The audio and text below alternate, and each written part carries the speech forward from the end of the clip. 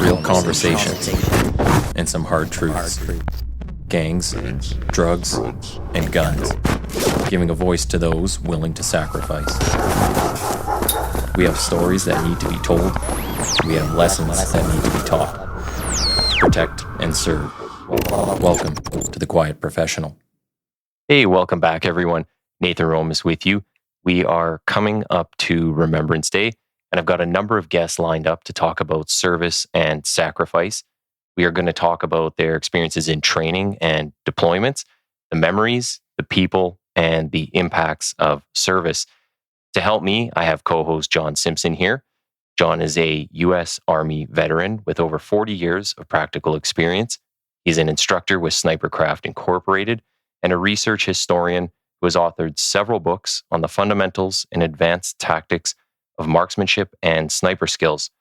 John was also previously on this podcast in this season, so season 2, episodes 23 and 45. And our guest today is Seaux Larreau. Seaux enlisted in the U.S. Army in 1981 and then joined the 82nd Airborne in 82, so nice and easy to remember, and took part in the 83 invasion of Grenada. In 84, Seaux joined the 75th Ranger Regiment Recon. He's also spent some time with the French Foreign Legion. And then over the next 20 years, he was in several Special Forces groups, where he retired in 2016 with the first Special Forces Command acquisition for weapons, night vision, and ammunition. So welcome, John and Seaux. Good to be here. Thank you. Yep, good to be here. I hope I got all those years right. Everybody comes in here with such a list of accomplishments. So I have to shorten it a bit because I want, obviously, the guests to talk about it. But yeah, you guys always have just the most amazing list of things that everybody's done. So hopefully I got those correct. Oh, you did. Yeah. Yep, you got those. That was, I can't believe I'm that old already. You know, we're not supposed to live this long.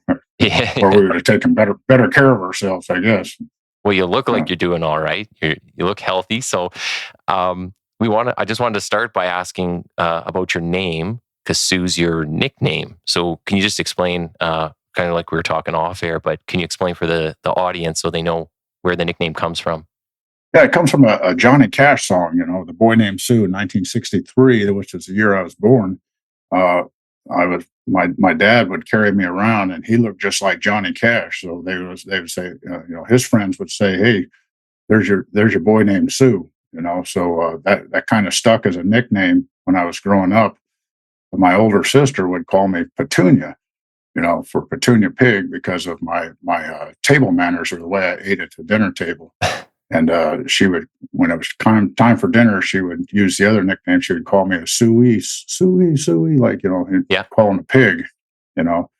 And then I got into the military in the 82nd Airborne, and there was a couple Rodneys in the platoon, and we'd worked with the British Army. And a Rodney or a Rupert was kind of a lieutenant who couldn't find his ass with both hands. So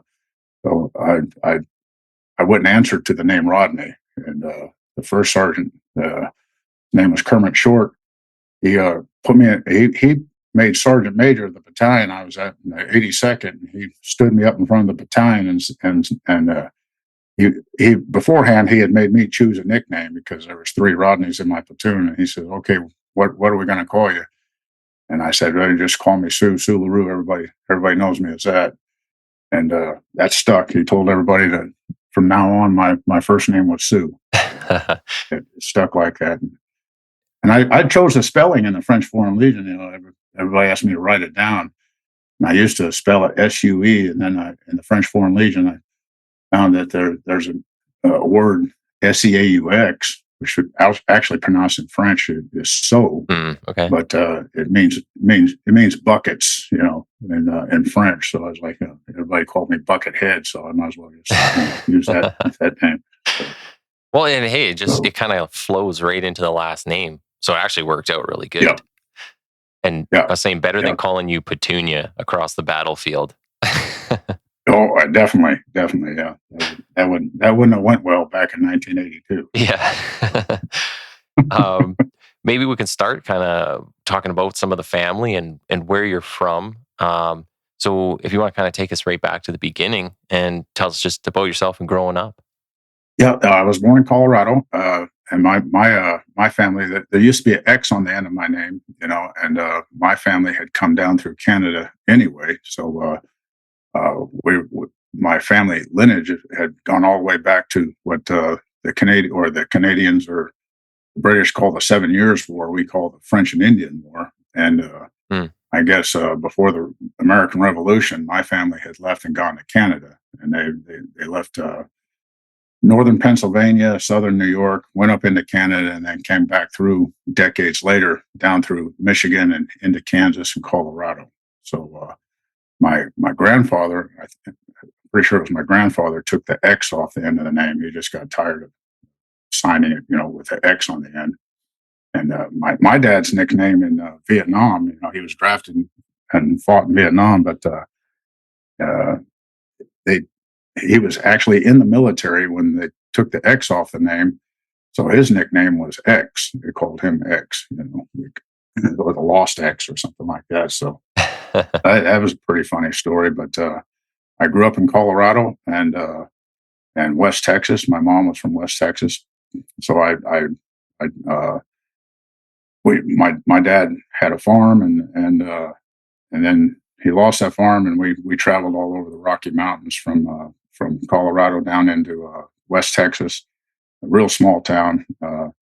That's actually, it was a great way to grow up for my special forces career, because we were 100 miles away from the nearest hospital or any kind of hardware store or something like that. So we learned how to improvise and fix what we needed to do, or conserve our groceries or whatever we had to do. Just growing up that way, it was one of the last places where they had homesteaders that come in and just take the land and convert it into agriculture. Okay. But bad years, everything, we lost that, and my dad worked in uranium mines in New Mexico, Gallup, New Mexico, and then my senior year, I went back to my heritage up there where my grandfather was from, and I graduated out of Roosevelt, Utah. So I couldn't wait to get in the Army, because I thought that I could actually sleep in a little bit instead of get up and feed the chickens or go out to the oil fields at 4:30 in the morning. So I wanted to join the Army where I could sleep in a little bit. Geez, not by much though, I imagine. Oh no, no! I had a rude awakening. I did my basic training in Fort Knox, Kentucky, and as soon as I stepped off the plane, and back in those days, you didn't go right into the airport. You stepped off of basically like a staircase that came up to the plane. They said, "Get on the blue bus." It was 10 o'clock at night, and I got on that blue bus, and I was like, "Man, I must be super nervous." It was August, of course. Like, I must be super nervous about going to the Army because I'm sweating my butt off. And I didn't realize what humidity was, since I'd been out west my whole childhood. So I got off, and I just got to Fort Knox, Kentucky, and I was introduced to humidity. That was a different world for me. So you're coming up through your childhood and you're in rural areas, and you sound like you're very geared toward the outdoors. How are you doing in school, or is there are you good academically, or you're like outside just playing in the mud all day? Well, I was a straight A and B student. My father was real. He actually wanted me to go to college, but I just and of course we didn't have any. We had limited television and everything, so I read a lot of books and things like that. But I was not the kind of that liked the classroom. I would rather be outside and get out. And I couldn't wait for school to be over, even though I got good grades and everything. I didn't really like the idea of going to college, so that's how I joined the Army. My dad was drafted. Like I said, my dad was drafted in Vietnam. He came home, and he was actually wounded just before he rotated out to Vietnam in a friendly airstrike. And he did not like the Army. He thought the Army was the worthless place to be. And so when I went to him, I was still 17. I needed him to join, or him to sign the paperwork before I could join. And at the time, my cousin and I were we actually were on our own. We're renting a house and everything. So I went to his house with the Army recruiter, and I said, I need your signature so I can join the military. And he's like, I'm nope, I'm not going to do that. And I said, okay, then I'm going to quit my job. I'm going to sit on your couch and I'm going to grow long hair and smoke dope until you sign. So he signed right away, and I got to leave in August of, like I said, August of '81. I went to the military. What about your mom? Does she have any opinion on the Army or whether you're going in or not? She didn't like the idea. She thought I had good grades and everything. She wanted me to go to college and do other things, and I used the excuse that I was going to the Army so I could get the money to go to college. Back then, it was called the VEAP program, the Veterans Education Assistance Program, and it was kind of a veiled excuse for me to go to the military. I told her I would do my 4 years and then go into college. I never did that. I tried. 1985, I think I was when I came back from the French Foreign Legion. I tried going to college, and that lasted every bit of about one semester. And that's an interesting story on that. I was a prison guard in Arizona, Winslow, Arizona. I got almost to the midterms, and I was working the graveyard shift, and my supervisor said, "Hey, I need you to come in and work swing shift." And I said, "Well, I'm in college. I'm gonna have to drop some of my classes and everything." He was like, "Well, that doesn't matter. I need you to come in on swing shift." Mm. So I jumped in my little car or my little truck, and I went to Flagstaff, Arizona, where I was going to college at Northern Arizona University. And I asked one of the professors at his class. I said, "Will you go to the administration building with me and help me, kind of change this and everything to where I don't have to pay another tuition fee?" And he goes, "Oh, it doesn't work like that. It doesn't work like that." He wouldn't budge. So the first day on swing shift, I patted down the inmates coming in there, and we took them to the cafeteria, and they all got to eat and everything. And about 7 p.m., my supervisor's like, "Well, you got to go pick up these inmates and take them back to the cafeteria for their class." I'm like, "What class?" And picked up about a dozen of them, took them back to the cafeteria, and there's that same college professor Really? giving a class to the inmates. Wow. And I'm standing back in the back, and I had my hat on. He didn't recognize me at first, but he could feel the tension in the room. He looked up and he's like, "Excuse me, officer, don't I know you?" And I took my hat off and I said, "Yeah, you know me. And I figured out how to get a college education in the state of Arizona. I'm going to hold up a liquor store." Yeah. What a small world, though, eh? Like, wow, just the chances of running into that, especially after you just asked for their help. Now he's in there teaching. Yeah. That was. I was kind of bitter after that. Yeah. And that's actually what got me going back into the Army, because I had done I had done 82nd Airborne and the Rangers, and I'd done some time in the French Foreign Legion, which horrible experience for me. The French Foreign Legion was no place to be in the 80s, because it was basically politics. Francis Mitterrand made Jimmy Carter look like a warmonger, but it was a lot of details and stuff like that. Yeah. So I left the French Foreign Legion early. It's called desertion, on a 5-year contract. We'll get there for sure. But I would just want to go back a little bit before we get too deep into that. When you're talking about getting into the Army, what made you kind of go that direction? So I get the part where you're living in rural US and you're doing you're kind of just doing all the stuff outside.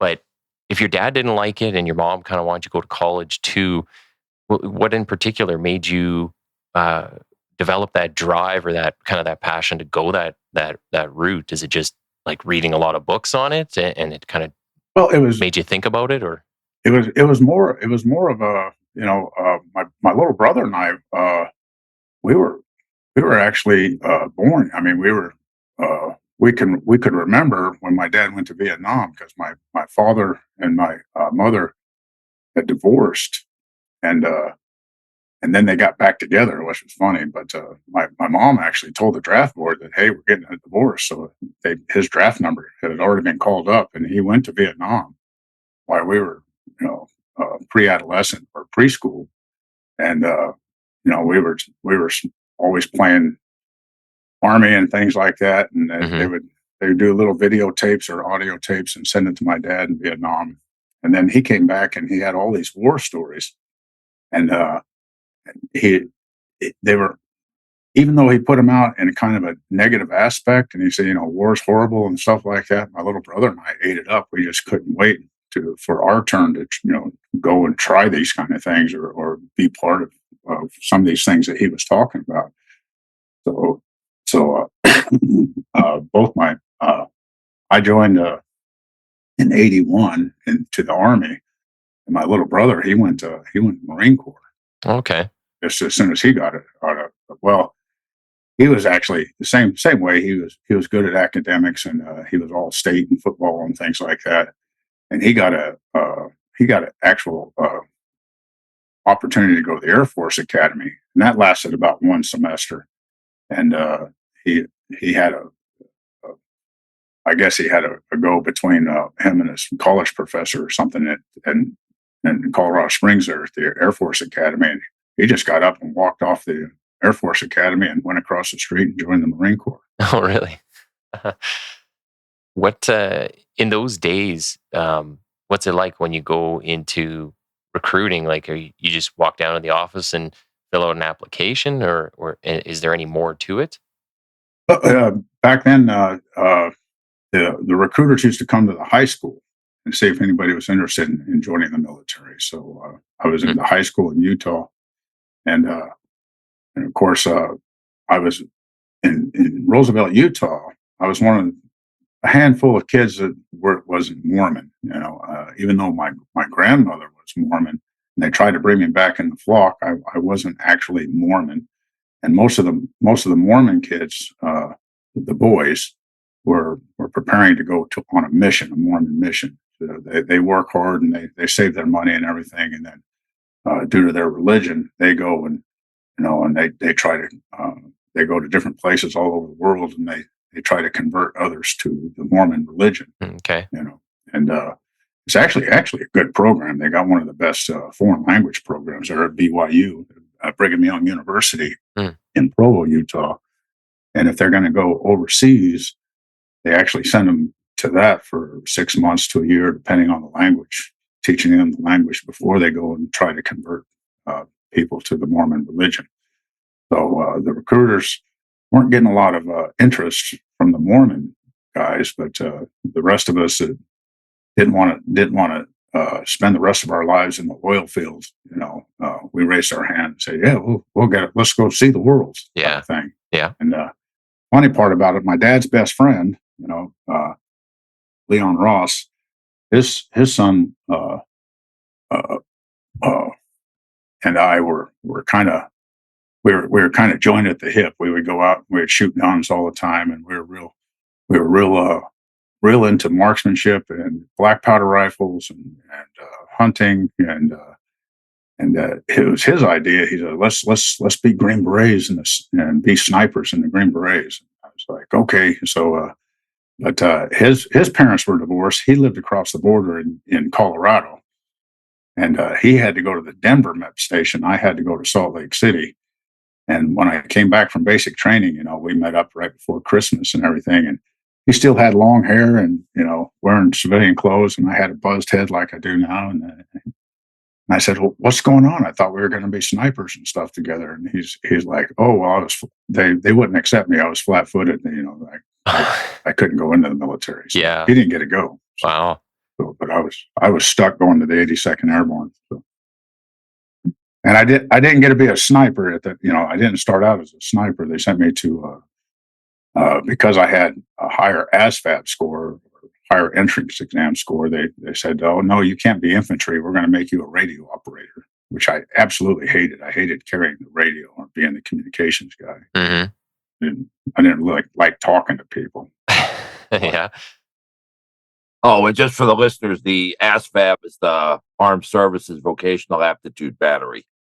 So Yeah. it's the written test, and different jobs in the Army requires a different scoring level. So if you score higher Like what would the highest score get you? Like what's the Well, position? you get it's a series. It's a series of tests, and it spits out like don't quote me on this, but something like you get 8 different scores for different areas. Oh, okay. So yeah, so it's like, your ability to, look at a shape and visualize what it is in 3 dimensions, and your ability to do math. Kind of like those personality tests you see now where they tell you all these. Right, but this is like for your mental aptitude. So Yeah. like if you're to be, to like work in mortars with calculating indirect fire, you need a certain minimum score in the mathematical ability. Mm-hmm. And then and then they had the one that always stands out in my mind is the GT score, because that's like the Army equivalent of the IQ test. So Okay. people would talk about 2-digit GT scores and everything else, but for special forces, you had to have a minimum of I want to say it was like a GT score of 100. Oh no, it was 110. 110. Thank you. Okay. Yeah, so it was 110, and then and then so there's like different jobs where, okay, so if you're going to be a in-flight missile repairman, it's like, you can have an 80 or something like, or you go into mess kit repair, a mess kit repair unit, and you can have a lower one. Yeah. It sounds it kind of makes me think of like all those tests you take now where it tells you how cooperative you are and how easily angry you get. You see all these on social media. Well, that was a test you took later. There was a 600 question psychological test to actually be a sniper or to be a special forces. You had to take a psychological test, a completely different test. Now this and that battery he's talking about, one of the tests was mechanics, and like for example, it had 3 different circles and say, okay, this pulley turns this way, it causes this pulley to turn this way, and then okay, which way would this pulley turn? And I'd been working the oil field for over a year, and one of my jobs, they called it worm out there, but your job was to make sure that all the oil levels and fluid levels were correct, and if you had a bad belt on one of the diesel motors, you had to pull the belt off and put the belt on correctly. So you were perfect for that one. I scored very high on that test, and they were wanting me to go to aviation mechanics or even in the aviation. I was like, no, I don't want to do that. I want to be infantry. Yeah. Do you think were you always kind of geared towards like getting right in the shit of it? Like you're like, I just want to be out there with the grunts and running around. You weren't really looking to do like the behind the scenes stuff. Yeah, my dad was very good at mechanic. Well, we had that farm, and everything was always breaking down, and we couldn't go get spare parts. We're 100 miles away from the next biggest town, so he was very good at mechanicking and stuff like that. And I absolutely hated mechanicking, because he was my dad, and I'd leave the tools out, or I wouldn't do this right or do that right, and I'd get yelled at and stuff like that. Like, I'm not going to be a mechanic. I just hate mechanicking. So, but I was still good at it. Yeah. Well, so now you've done your application. You're going off to training. Can you talk a bit about that process? So what it's like, maybe when you tell your family, hey, I'm actually going and doing this, what their response was, and then can you kind of get into where you went and what you did for your initial training? Yeah, I went to Fort Knox, and my family was. I think they expected it, but they didn't think that. You got to remember, this was a whole different time. This is not too long after Vietnam. So the morale in the military was very low, and the professionalism was very low, and I think the thing that started to rejuvenate that was Ronald Reagan was elected president. And as soon as he was elected president, we had, 52 hostages were released from Iran. which is a problem we're still dealing with, Yeah. in current society. But they were held for, I think it was 444 days, or well over a year, and people were. Ronald Reagan was elected, I think, mainly because people were tired of hearing about how worthless the United States was, and it really started to, I guess, get the populace back towards the pride in America and producing things. Brings back a bit of that nationalism, right? Yeah. Like it makes you have that pride in your country again. You can't keep getting beaten down. It was economic too, and everything. I can understand why so many people lost their farms and their houses back then in the late '80s, because I think the interest rate was at 12% or 15%. It was double digits. So if you went to buy a house, it was almost, come out of high school and you want to buy a house or something like that, or pursue the American dream. It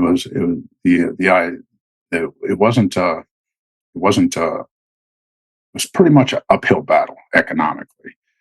So I thought, well, I'll join the Army and I'll get this. I told everybody that I'm just going to go and get my college. Nobody had any money for a college education. They just didn't give you loans and things to go to college back in those days. Especially if your parents had just lost a farm and they didn't have a good credit rating. So even with my high grades and everything, I think the only offer that I got was from a college. It's called Dixie College down in St. George, Utah, southern Utah, and they offered me a program to study concrete, making concrete, laying concrete, and things like that. And just the thought of, and I'd done some of that work. It's like, oh, I'm not going to spend the rest of my life just hard labor, ankle deep in concrete. Yeah. You wind up sounding like Forrest Gump. I'll make concrete. Use as many structures. So that was good prospect. So I was like, I'll go try the Army type thing, and in high school, I was known as that's another reason I got the boy named Sue thing, because people would make fun of my real name, and the fight was on. I was always fighting. I was always expelled or suspended or in trouble for. I just wouldn't take any guff, and there's always a fist fight or something like that, and it actually happened in town on the way back from work one time, and I had to go in front of a judge and everything. And the judge is like, well, I don't know what kind of probation we're going to put you on. And I was like, well, we got to figure it out because I'm going to join the Army. He's like, oh, that's a good idea, Lord. Why don't you join the Army? So you got out of it then? Yeah. They as long as you're joining the Army. Yeah, as long as you join the Army, we'll just suspend your sentence. That's not too bad. Worked out good. Well, I said nowadays, you can't do it. It's almost like they're looking for kids to be part of the Mormon Tabernacle Choir. I mean, these kids got to be squeaky clean, no tattoos, and that kind of thing to join the Army. Mm-hmm. Back in our day, back in mine and John Simpson's day, we just they were looking for people. They had a hard, and you got to remember they had ended the draft. I think it was late '70s, and they converted the military to an all volunteer force. So they were just begging for people to come to the Army. Okay. Well, and your years kind of line up with a few of the Canadian guests I've already had on. So they were all getting in like early to mid 80s. So I'm kind of interested in this aspect of like what training actually looked like. So you got in and you enlisted in 81, and then you were 82nd Airborne 82. Can you talk a bit about the training? So what it's like when you first go off to even get there, and then some of the processes and what it was like being there. Absolutely, yeah. I mean, I wanted to be infantry, but they sent me to Fort Gordon after basic training at Fort Knox. They sent me down to Fort Gordon to be an 05 Bravo, which is just the MOS acronym, and it was a single channel radio operator. And all we had to do was basically learn how to set the knobs on the radio and learn how to use the radio and how to talk on it. And we weren't given any kind of tactical training, any kind of infantry training. Even though we were part of the infantry, we were just carrying the radio. The tactics, the infantry tactics, the ranger, the warning orders, op orders, and some of the infantry tactics weren't taught to us until we got to the 82nd. Oh, really? Okay. And then you'd get attached to certain infantry units, and that's, you kind of had to learn at OJT from other infantrymen, or they had one of the best schools I ever went to from the 82nd was the 18th Airborne Corps Recondo course. It was 3 weeks. It was rough training. It was basically a mini ranger school. Okay. But going to that school, then you learn the infantry tactics, and you learn how to stay awake at guard. You learn the nuances of digging a foxhole and that kind of thing. And pulling security and doing the op order and patrolling and things like that you didn't learn in radio school. Yeah. So, well, and what made you go to the airborne, and why is the 82nd? So, for myself, this, because I don't actually know, and I imagine most of the listeners don't. So when they say 82nd, is there like a 1 through 81? Why the 82nd? Like, where does that come from, and why did you end up in that one? Well, as a recruiter, the recruiter's like, well, you scored high, and we're going to send you to be a radio operator. And they're at the MEP station. I said, I don't want to be a radio operator. I said, oh, but okay, we'll give you a slot where you jump out of airplanes. I was like, oh, that's cool. I'll jump out of airplanes. So that was kind of a carrot on a stick type thing. Yeah, carry this radio, but we'll let you jump out of airplanes. Oh, thank you very much. To answer your question, it doesn't mean that there's like 81 other airborne divisions. Mm-hmm. So it was originally the 82nd Infantry Division in World War I, right? And that was actually the unit that Alvin York was with when he was awarded the Medal of Honor. And when World War II was kicking off, back when he was a 2-star general, some of the listeners may be familiar with General Omar Bradley. Wound up becoming a 5-star general at the end of the war. But the thing is, it's like he stood up. Basically, they stood the 82nd Infantry Division back up. Then the decision was made that we were going to have airborne infantry divisions. Oh, okay. So they said, okay, 82nd, you're now an airborne division, and we're going to stand up the 101st, and they're going to be an airborne division like that. So it's that's right. Yeah, it's kind of like the 10th Infantry Division was activated as the 10th Mountain Division, but it was just a name designation. Oh, okay, I see. Well, in World War One, that was probably the first division. That's why they had the double A's on their patch. It was the first unit that was actually a culmination of people from all over the country. Most units back, most active duty units and National Guard units were based on regions or states, and most of the people grew up in the same region of the country, where the 82nd World War I was made up of people from all over the United States. They just... Yeah, once upon a time in America, we had a very small standing army, and all the other forces were either, the fighting strength of the country was either reserve divisions or National Guard divisions. And if you're a National Guard division, you're stationed in the state of Ohio, and all the people in the division, the 3 regiments at the time, they're all recruited from Ohio. And like Sue was saying, the 82nd was all American. They had people from like all over the United States. Okay, all right. So you're in with the airborne, and where do you kind of go from there? Because I guess you take part in this invasion of Grenada, and that's only like a year later. So you haven't been in the military very long before you're out on a mission Yeah. And I wasn't in the military very long before I, got a hold of a bottle of Jack Dempsey whiskey, and we were watching True Grit, and and ended up in a huge fight. And the MPs showed up, and they sicked a dog on me, and I actually bit the dog, and I don't remember any of it. You bit the dog. I bit the dog. Yeah, that's what they said. That's what they said. But I ended up having a summary court martial. I mean, I was in big trouble. They were talking about sending me off to a retraining brigade in Kansas or even Leavenworth.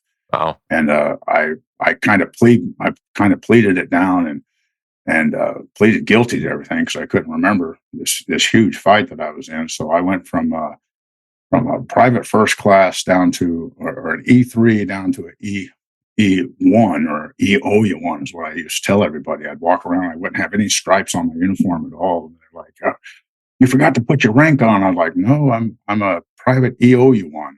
I'm in trouble." So that was actually 1982, and that first sergeant that gave me the nickname or told everybody what my nickname was, he was just shocked that I would volunteer to go on every jump. And people didn't like jumping out of airplanes. I love jumping out of airplanes, and I would rather do that than go to the motor pool or go do mow the lawn or guard duty or whatever. So I would volunteer to go on to actually go on these jumps, or I would volunteer to go out in the field. So this first sergeant liked me because if it involved going out and actually doing Army training, I would volunteer for it, and he would pick me for it. So when Grenada came, we thought we were. When I got called, I was living off post with a girlfriend. I got called on a Sunday night. The Marines in Lebanon had just been blown up in Beirut, Lebanon, and I think we lost 250 something Marines were killed by a suicide bomb. 241. Yeah. We were convinced we were going to jump into Lebanon, and we thought the Syrians had did it or Hamas had did it. Or back then, it was called the PLO. We thought that the Palestinian Liberation Organization had done this. So we went to the airfields, and that's when they started handing out these little brochure maps of this island called Grenada. And we're like, Grenada, where the hell is that? And I guess this communist. It was basically two communist factions that killed each other, and there was American students down there, which are the United States' premise for going down there and rescuing these students. The C-141s, those planes aren't even in the inventory anymore, but the C-141s came out of Little Rock, Arkansas, the Air Force Base there, and they had turned around and opened the clamshells at the back, and all of us were geared up. We had parachutes on, we had our reserves on, we had huge rucksacks, and we knew we were going somewhere for real, and we were told it was Grenada, but because we were given live ammunition, and laws and claymores and all this kind of stuff. And of course, I overloaded I already had a radio in my rucksack, a satellite radio. That was the first year the satellite radios came out. So I'd put way too much ammunition onto my rucksacks. I was like, how am I going to get out the door with this thing? But luckily, unlucky, but the clamshells opened up, and you realize then that this was a huge fiasco, right? Because there was no static line cables on the planes. Oh, okay. And the Rangers had already jumped in that morning, and we were supposed to fly down there and jump after them to help the Rangers. And the Rangers, the division commander, 82nd Airborne Division commander, he said, "That's it. Take your parachutes off. We're going to air land." And the Rangers were called back at the airfield and told to secure the airfield. We were going to air land. So the 82nd Airborne actually air landed that evening and started landing those C-141s on the airstrip. You got to understand, most of our equipment was old. We had just gotten, because of Ronald Reagan, we had just gotten new M16s, and the Kevlar helmet kind of looked like the Nazi helmet from World War II. It had the ear flaps or the okay, like it cuts down a little bit. Protection. Yeah. Yeah, it cut down over your ears, where the Rangers were still wearing the steel pot that we had since World War II. The military or the U.S. Army had since World War II. That's how you could see pictures of Grenada and distinguish, well, that guy had to be 82nd because they're the only ones that had that helmet at the time. Okay. So we got off the plane, and green tracers going across the airfield and everything. We were so lucky that an RPG or a Dishka didn't hit one of those planes and actually burn up a C-141 on the airstrip, because that would have been the end of the 82nd going in there. So when you land, there's fire going over your head as this plane is coming in. And not over our head, but you could see it at the end of the airstrip. There were green tracers, and green tracers. the American Army used red, when the sulfur burned on the tracer of a machine gun and everything. It's a red color. Green was Soviet, and we got to understand we're in the middle of the Cold War then. So everything in Grenada was provided by the Cubans or by the Soviet Union. And are they shooting at each other then, or are they actually shooting at the Americans? Yeah. The Rangers and the Cuban and Grenadian forces were actually shooting at each other. Okay. So the Rangers were engaged in combat, and there was airstrikes and all this kind of stuff going on. And my partner, Scott McCormick, and we jumped off that plane. It was funny too, because the loadmaster, we're heading in there in the final approach to the airfield, and we'd all taken our seatbelts off and stood up, and put our seats up. They were just the webbed seats on side, and we were holding on to the side of the fuselage. We were going to run off that plane, and the Air Force loadmaster's like got on the intercom. He's like, "Everybody sit back down, put your seatbelts back on. We're going to do this safely and by the book and everything." And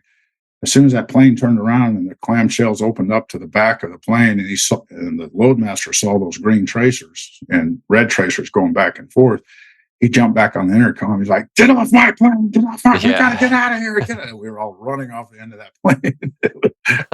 He realized that this was for real, Yeah. And so we jumped off of that plane and everything, and that was my first wounds in Grenada. I jumped off there and skinned my knees on the airfield, So I had bloody kneecaps. Is that the point where you're like, "I'm really in this now? Like, this is for real"? Not before, when you were actually getting on the plane? And for me, I guess it was my childhood upbringing or something like that. I was actually excited about it. Yeah. Like, okay, we're gonna actually get some, And the tracers weren't the tracers weren't anywhere close to us, and this was at the end of the airfield, and we were pretty much at the taxiway in the middle of the airfield, but we couldn't wait to get involved in it. Luckily, that satellite radio that McCormick and I were carrying was the only communication they had back to Fort Bragg and then up to D.C. And our radio was the only one that was actually working, because we'd taken the time to do our pre-checks and make sure that we could do that and did do this.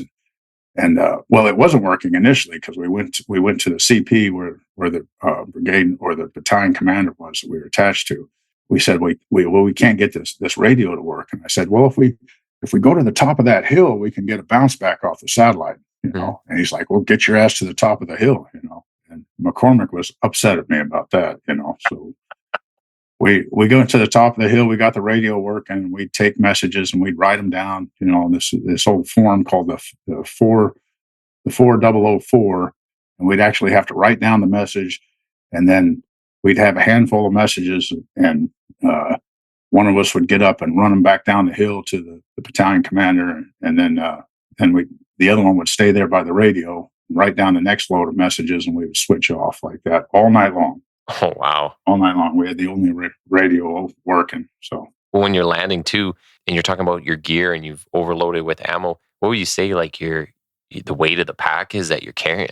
Oh, it was well over 100 pounds. It was like probably 110 pounds or something like that. And how big are you? Like when you're at this point, are you like just over 100 pounds? I'm 200 pounds. Oh, okay. 210 pounds. I could carry it just barely. But once we discovered, or once we realized we're in the Caribbean versus, the wintertime in Syria or Lebanon, we started throwing out sleeping bags, warm weather shirts and pants and stuff, like everything we didn't need. I mean, the whole airfield had sleeping bags and field pants and the old wool shirts that they used to give you for wintertime. those things were just thrown out all over the airfield. Nobody needed those. We got rid of them. Well, I guess in those days you didn't have the internet to look up where Grenada is, because No. I even had to look it up when I was reading through your bio. And I was like, where is this place? And then, you see it's right in the middle of the planet. So Right. definitely don't need cold weather gear. No, and it was very warm down there, and we had sea rations. We'd gotten everything out of our go to war stock, for the readiness brigade down there, and everybody had sea rations. Well, it didn't happen to me. I guess I have a ironclad stomach or something, but everybody was getting sick off those sea rations. So the G4, I guess, or the logistics guys went to the Navy, and they said, "Hey, do you have any food? Because our sea rations are too old. They're bad. They're making everybody sick." So they brought in this new. They said, "We had this new meal that we're testing, for Department of Defense. It's called the MRE, the meals ready to eat." And we got the first batch of MREs shipped into us the next day, to eat those. And we dubbed them the meals rejected by Ethiopians. They were horrible. The first one batch of them. Do you remember what was in those things? Like what kind of food? Yeah, it was chipped beef. And which ones? The sea rations or the MREs? The MREs.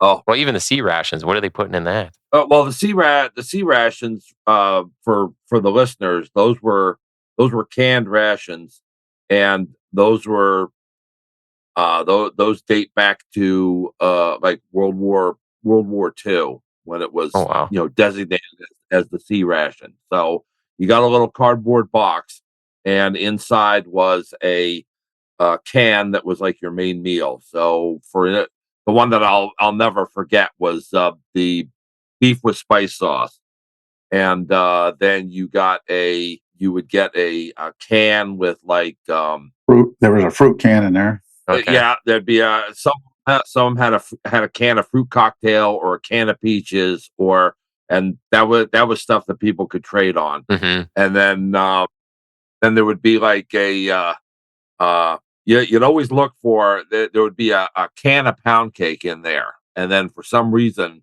the Department of Defense started including cans of fruitcake.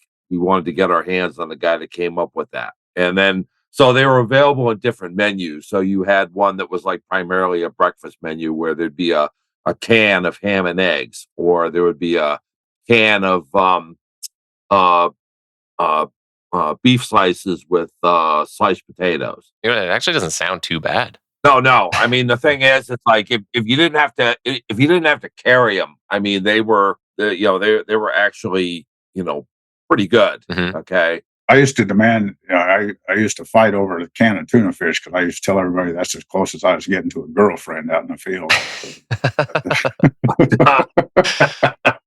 Well, that's what I'm gonna ask. I was like, I would just imagine they're sending you a can of tuna, but you're like half the stuff you're describing. I was like, that actually doesn't sound that bad.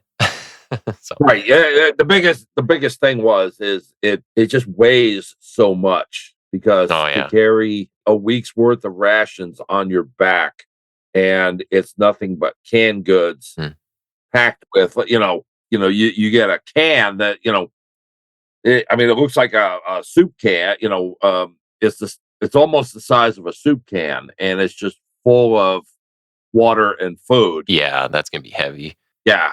And then multiply that by 3 meals a day for a week when you're out in the field, like, when you're an SF or something like that, because it's like, it's one thing when you're Joe in the 1st Infantry Division, occupying a foxhole somewhere on a training mission, and hey, send a guy back to get a case of go back and get a case of rations for everybody, and they divvy them up. Mm-hmm. But when you're in the infantry or something like special forces, where you're like, okay, we're carrying everything on our back, and I'm leaving on, we're leaving on Monday, and we'll be back on Saturday. Then, you start to see why people started doing research on MREs. Well, I think now too, like like my experience would be in the policing world, and how many issues people have with their knees and their backs, and and they're trying to, we have better boots now, we have insoles, and you got padded belts, and you got suspenders and all kinds of stuff to try and help you out. It helps a little, but I can't imagine, 30 years ago, or you go all the way back to the World Wars, and it's like, they don't give a shit about your boots and suspenders and all these things. Like, you might have them, but definitely not like they give you now. So yeah, I imagine you could be pretty broken down from carrying a lot of that stuff. Yeah, and that's when I realized. Well, it wasn't that at that moment. I guess McCormick and I got attached. We got bumped up to the brigade level, and we were with Colonel Silvasi, and Colonel Silvasi wanted to move his TOC, or his Tactical Operations Center, to a top of a hill. So, get better communication. So we weren't the only type of communication. We had the satellite radio, but you had AM, and you had high frequency and things like that. And the communication was horrible for the 82nd. We weren't talking to the Marines, and we weren't talking to the Navy, unless you were at the division level. The division headquarters hasn't got in there yet. So we were, Colonel Silvasi wanted to move up to the top of a hill, and we were next to it. It was an old Cuban barracks, and there were two ZPU-2s next to it, which is an anti-aircraft gun, and 2 barrels on it and things like that. So it looked like to the other units, especially the Marines and the infantry units that were moving in there, and the Rangers, they didn't realize that there was a brigade headquarters in there. We had occupied these barracks, and there was a firefight underneath us between some Grenadian forces and the 505, which is an infantry unit for the 82nd. And I had got down, and I was providing fire into the building where I knew that I saw the Cubans or the Grenadian forces go into. And it was way over 300 meters, which is the effective range of the M16. But I'd been a country boy, and I knew if I aimed at roof level, my bullets would drop into that window. Mm-hmm. And captain came out and told me to stop firing and everything. And it wasn't really my fault. I went to, was for years after that, I had kind of a survival guilt or something like that, kind of blaming myself. But it came out later in the investigation, the Marine Agriculture team, the guys who call in the airstrikes, they were on the other side of a hill, or other side of the base of the mountains. And they had told these 2 A6 intruders that, hey, there's people on top of this hill, fire on the biggest hill. And the Navy, U.S. Navy, hit our position. Yeah. Right. And I was lucky for me. I was still laying in that position, in prone position in the grass, and it came down and hit us with a rotary gun, kind of 20 millimeter, 30 millimeter, and it hit us hard. Everybody in that building got wounded.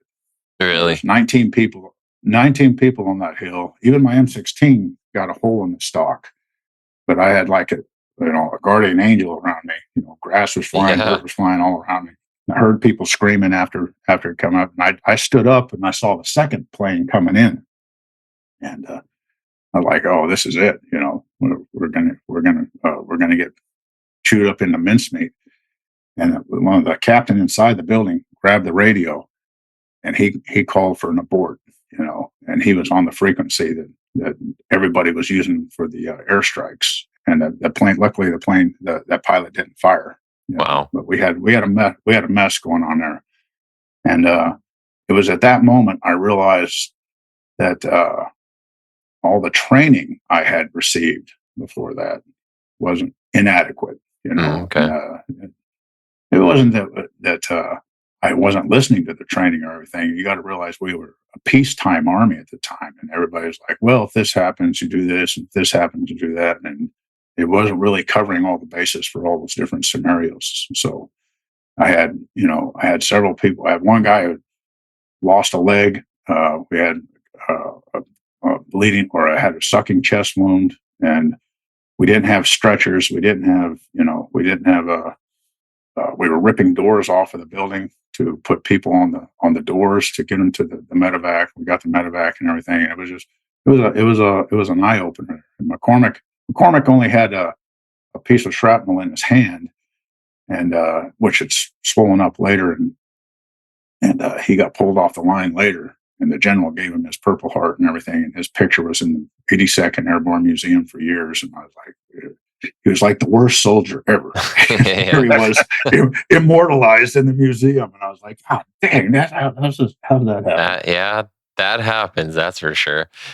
But well, and one of the things, kind of comparing it to some of the Canadians is, and it's interesting how you say it's like peacetime, but I mean, for the Canadians, they didn't have any major operations that they're involved in since Korea. So like back in the 50s. So when the guys are going through in the 80s, like if they even found anybody with any kind of combat experience that was teaching it, they're like at the very tail end of their career. For you guys, you have all Vietnam stuff. So when you were going through your training, did you have a lot of people that did have combat experience that were teaching you? We had a few left. We had a few Vietnam vets left, and it, we call it. That's the difference between a paratrooper and a garrison trooper. The garrison guy who's raised in the garrison, and their uniforms are always starched and their boots are always shined and things like that. Versus these old Vietnam vets, who walk around and their uniforms all wrinkled and everything, and they say, "Well, that crap doesn't mean anything in the field," and that kind of thing. So it's two different worlds, and probably the best. After that incident, I realized it was, training was something you got to take very seriously, and you got to get as realistic as you can during your training. Yeah, realism is everything. You don't need safety vests, and you don't need little placards, and you're not going to get a command. Left, ready on the left, ready on the right. Commence firing. That doesn't happen in combat. And that's not realism. And I realized then that the marksmanship that we took for granted, it was very low par compared to some of the stuff that was available on the commercial market. I mean, the M6, even the M16 or the 5.56, it's an effective battle rifle. Yeah, but it wasn't that effective for paratroopers.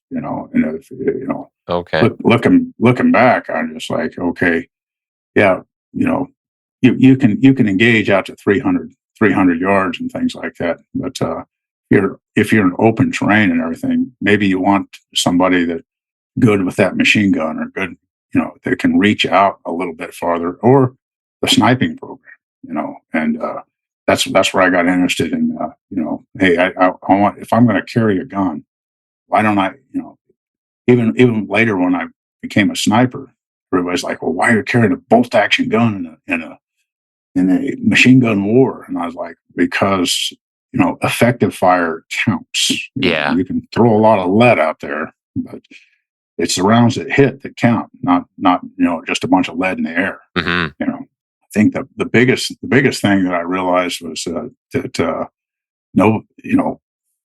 all the other peripheries of the Army, there's, I think at the time there was 82 or 83, or I'm sorry, there were 88 MOSs in the military, and I realized that only like 8 or 9 of them had anything to do with combat.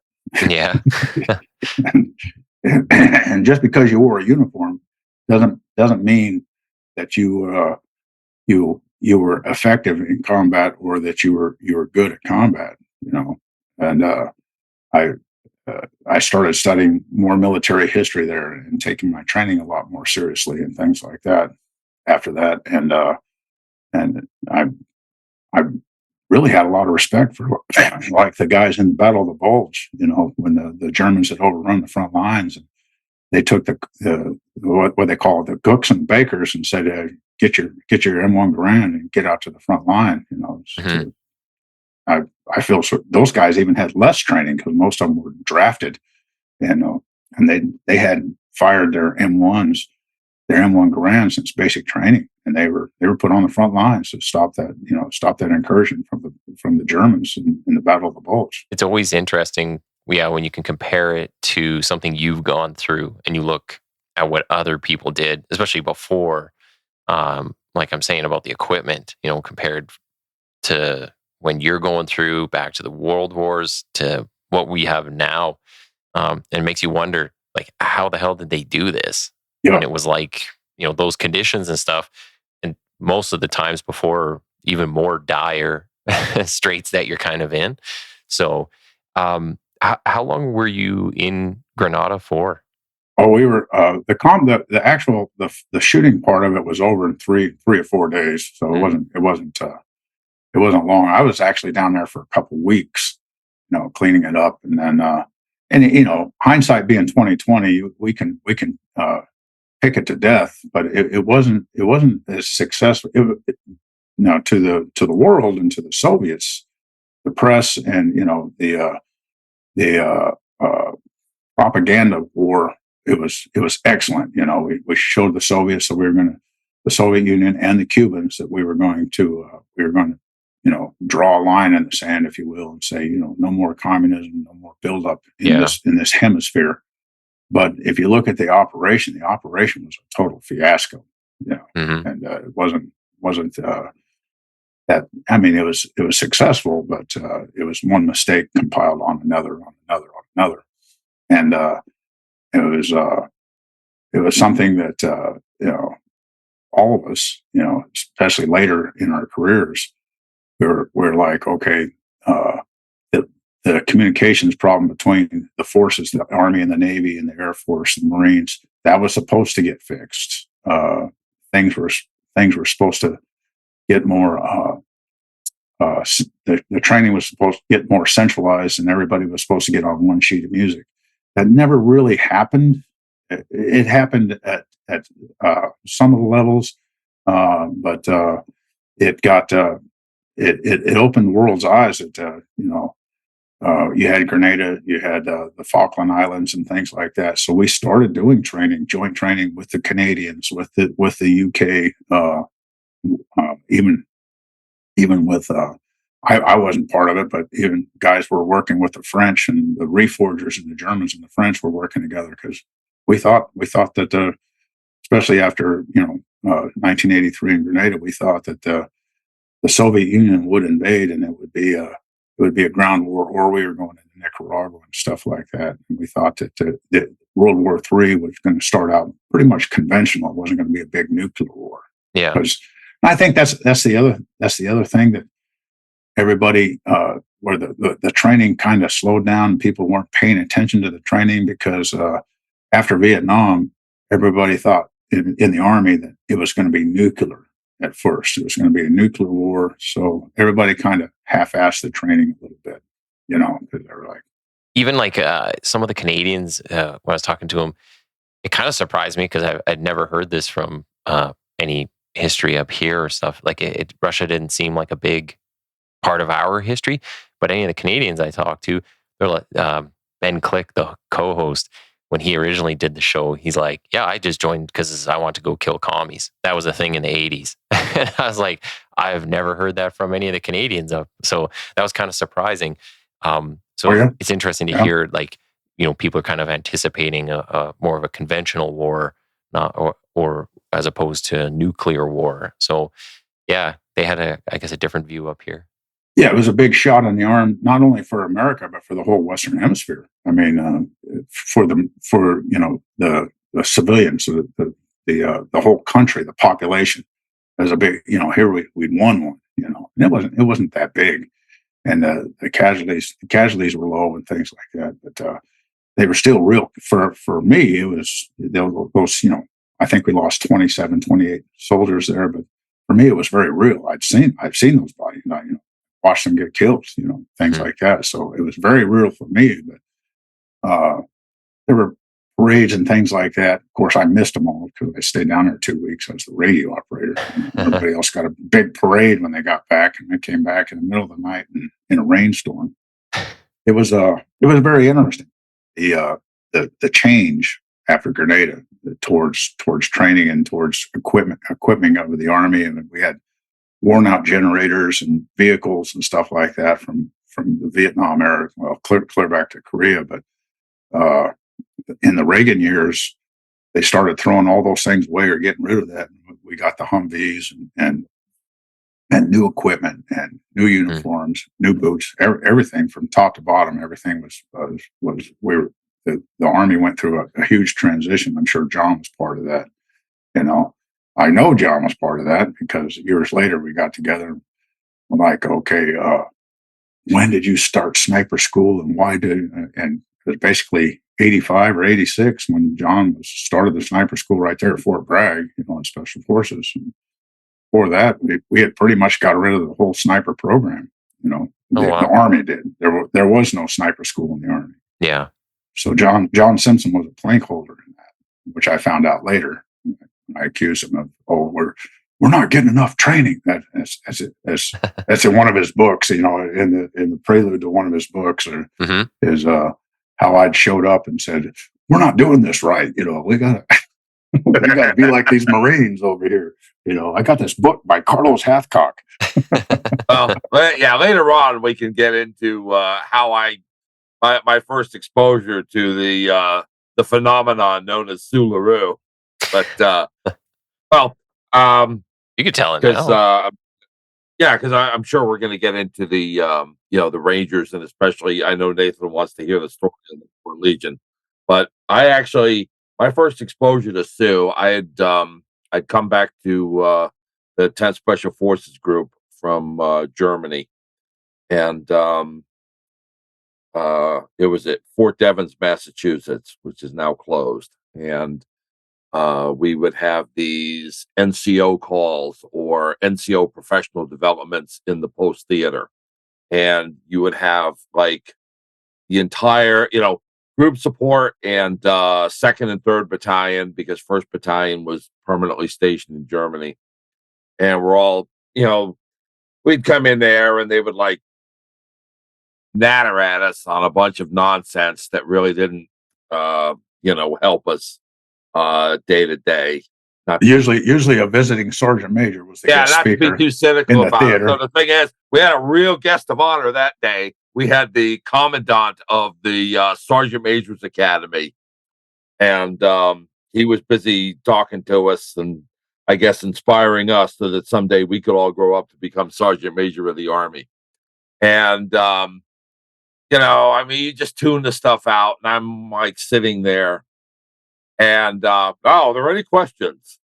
And I guess you raised your hand, and I hear this voice coming out from the center of the auditorium going, "Hey, Sergeant Major, I got a question. Why is it when we have a really switched on team sergeant that when we send him to Sergeant Major's Academy, instead of training, he comes back and all he cares about is haircuts and mustaches?"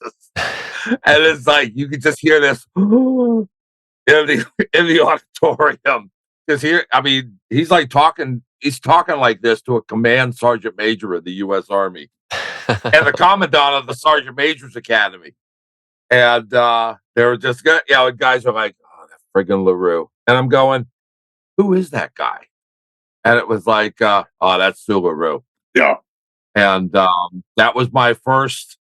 That was my first hearing of Seaux Larreau, and then several days later, he darkened my door at the sniper school, at the 10th Group Sniper School, and that's a story in itself. So you're like, "Oh, great! I got to deal with this guy," which is in some controversy. Yeah, there's some dispute as to what actually happened, but. Yeah, no, it's in writing. It's in writing. I put it in writing, so it's the truth. Perfect. No, but that's where I got in my code. It was there in Grenada, that friendly airstrike. I was just like, if we're not training for combat, all this other stuff, and I would quote Patton, train for war, all else is bullshit. And Patton, General Patton actually said that. And And because the thing is, it's like one of the things we got away from the Army. I mean, for years, you would go into a you know, you could go into a Marine Corps barracks where they had basic training, and there would be a sign up there, like in red and yellow letters, saying, "Make damn sure that no man's ghost cries out from his grave if only your training has done its job." Mm. And to me, that always put the that was like the emphasis on, yeah, the guys that are, the chain of command and the guys that are doing the training, it's your responsibility. Okay. Just, don't stand around kicking team boxes. It's like, one of the things you've got to do is you have to figure out how to make this happen. And that's why in my last two books, I made a point of saying that, look, the philosophy needs to be that whoever students, you need to trust your training, but trainers have to give training that can be trusted. Yeah. And that's so often neglected because that's the first thing to go. And we saw we actually saw some to give some perspective back in the Reagan administration. People started throwing money at the U.S. Army, which, we needed a lot of stuff. But the thing is, one of the problems in the United States military, especially the Army, is that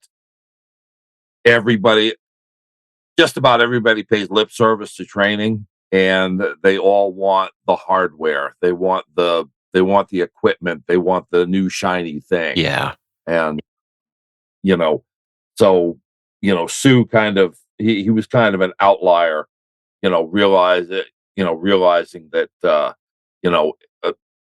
it's about the training, Well, and is there anyone, so Sue, when you're going through, is there anyone that you're kind of, maybe following in the footsteps of, or someone that you looked up to, or did you find that you're naturally maybe one of the leaders, then people are kind of looking up to you at this point? Well, when I came back from Grenada, they handed out Bronze Stars like they were candy. Of course, I didn't get one and everything, and I knew the truth of most of these guys getting the awards for combat. I knew that they were either crying in their own piss, or they didn't actually perform that act that they got the Bronze Star for.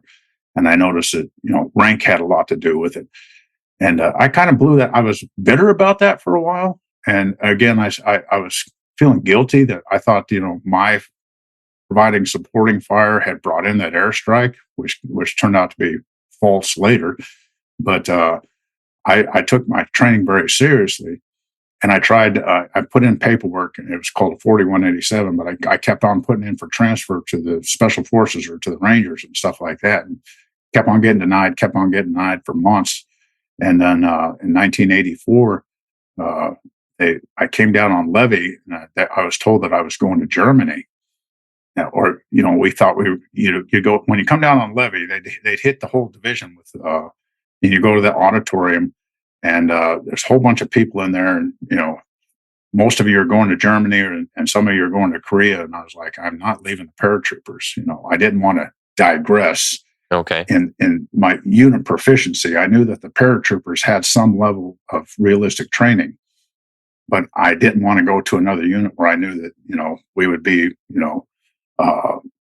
in formation, and they wanted you to look good instead of be good type thing.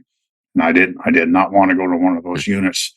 So I walked up to the table that had my name on there and had my orders, and I said, I'm refusing this assignment, which meant that you got kicked out of the Army. You got a flag for your reenlistment, and you'd have to leave the Army, at the end of your enlistment. And I walked up and I said, nope, I'm not going to Germany. I'm not going to go to one of those leg units, and leg is what we call a guy who doesn't jump out of airplanes. And the admin guy, he looked down and says, no, you're right.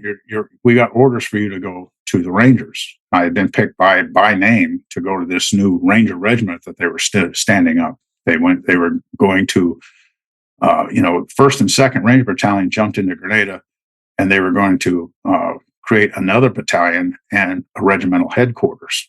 So I was real happy about that. I went down to Fort Benning, and I thought I was going to be the radio operator for the 3rd Battalion commander.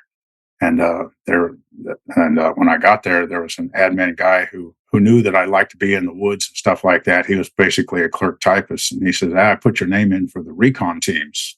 And I was like, "What's that?" I've never heard of the recon teams. And they said, "Oh, it's going to be it belongs to the regimental headquarters." And at the time it was basically 3 teams of 6 and an NCOIC and a commander. So it was a 6-man team, and we emphasized training. And this was 1984, so most of the Vietnam vet guys had left, but we would call them back. And we got the Delta B-52 notes, which is Charles Beckwith. He had this whole training option that he had for the Delta B-52s in Vietnam, which was basically a reconnaissance unit. And we went through those notes, and we emulated everything that was in those notes. And we'd come in on a Monday morning, we'd do our paperwork or whatever we had, and then our team sergeant had a helicopter laid on or something like that. We'd get picked up by a helicopter right in the football field next to the headquarters, and then we'd go somewhere out in Fort Benning, or we'd go off post, and we'd go to a different post, and we would go and do spend the rest of the week in the woods. And I was only an E4. I only made it back up to specialist at the time. And they sent me straight off to Halo School, which is, the kind of the skydiving effect. It wasn't paratroopers. You actually jump out higher. Yeah. So I went to Halo School, and then we got scuba gear, but I don't think any of us went to scuba. But we had the equipment, and we were all expected to be, Halo, scuba, paratrooper, rappel out of helicopter. They hadn't developed fast roping yet, but fast roping is much more effective than rappelling out of helicopters. But we would get on a helicopter, we would rappel into the woods around Fort Benning or Alabama there, and we would stay out there until Friday, and we would come back in and clean up our equipment and take the weekend off. But we spent. Is this considered special forces at this point? No. No. This is before the Rangers became part of United States Army Special Operations Command. So the Rangers were the commandos of the infantry at the time, and we were proud of it. We were very proud of it. And I had not had a Ranger. I hadn't gone to Ranger School. Ranger School is more of a leadership school. It's there's a lot of people in the Rangers who haven't gone to the Ranger School yet. And Ranger School is basically a place you go when you got to learn leadership abilities when everybody's cold and tired and hungry, and they don't want to hear what you got to say, type thing. So yeah, I didn't go to Ranger School. Actually, Ranger School was my downfall when I made Buck Sergeant and I made E5, and they said, "Okay, time to go to Ranger School." And by God, Larreau, you better do a good job because you're representing the regiment and Ranger Recon. You're the first one that's never had a tab. You're the first one going through Ranger School, and I did. Of course, I was hazed. They told my team sergeant called everybody and said, "Oh, I think I made the comment to him, I can't wait to go to Ranger School so I don't have to be around you, or it'll be a vacation. Ranger School will be a vacation away from you, So that son of a bitch called every department in Ranger School, which is, Fort Benning. Then you have a mountain phase, and then you have a desert. Back then you had a desert phase, and then you had a Florida phase. He called the head of every one of those departments, and he said, "Yeah, I got a guy named Larreau coming. He thinks Ranger School is going to be a vacation." That's all he said. So there's a little focus on you. Yeah. So every one of these departments I showed up at, "Now, where's Ranger Larreau?" And I had to low crawl and get hazed a little bit and everything. But it was all good training and everything. But I really put out in that school, and then they told me, "Hey, you're going to be in Florida phase." Almost 55 days later, they said, "You're going to be the honor graduate, and Colonel Downing is going to come and pin on your Ranger tab," which is a huge honor. The Ranger regimental commander is going to pin on my tab. And then this officer who was a student too. There's no rank in Ranger School, but this officer who got peered out of another squad and into our squad. That means he wasn't doing so well with the group he was with, so they put him in our group. He decided he wasn't going to go with me on a resupply. So I said, hey, everybody that has he's like, oh, I don't want to go out on a resupply to, get more MREs is what it was. And I was just trying to help other people graduate. And so I got picked to go out, grab 3 people and go get the resupply, which they just dumped MREs out of a poncho parachute in those swamps of Florida.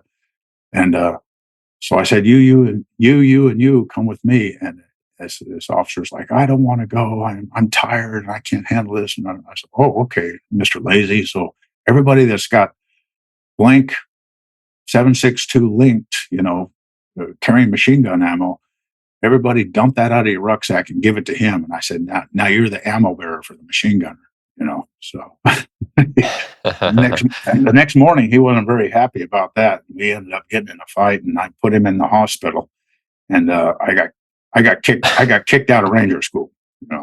So. Oh, really?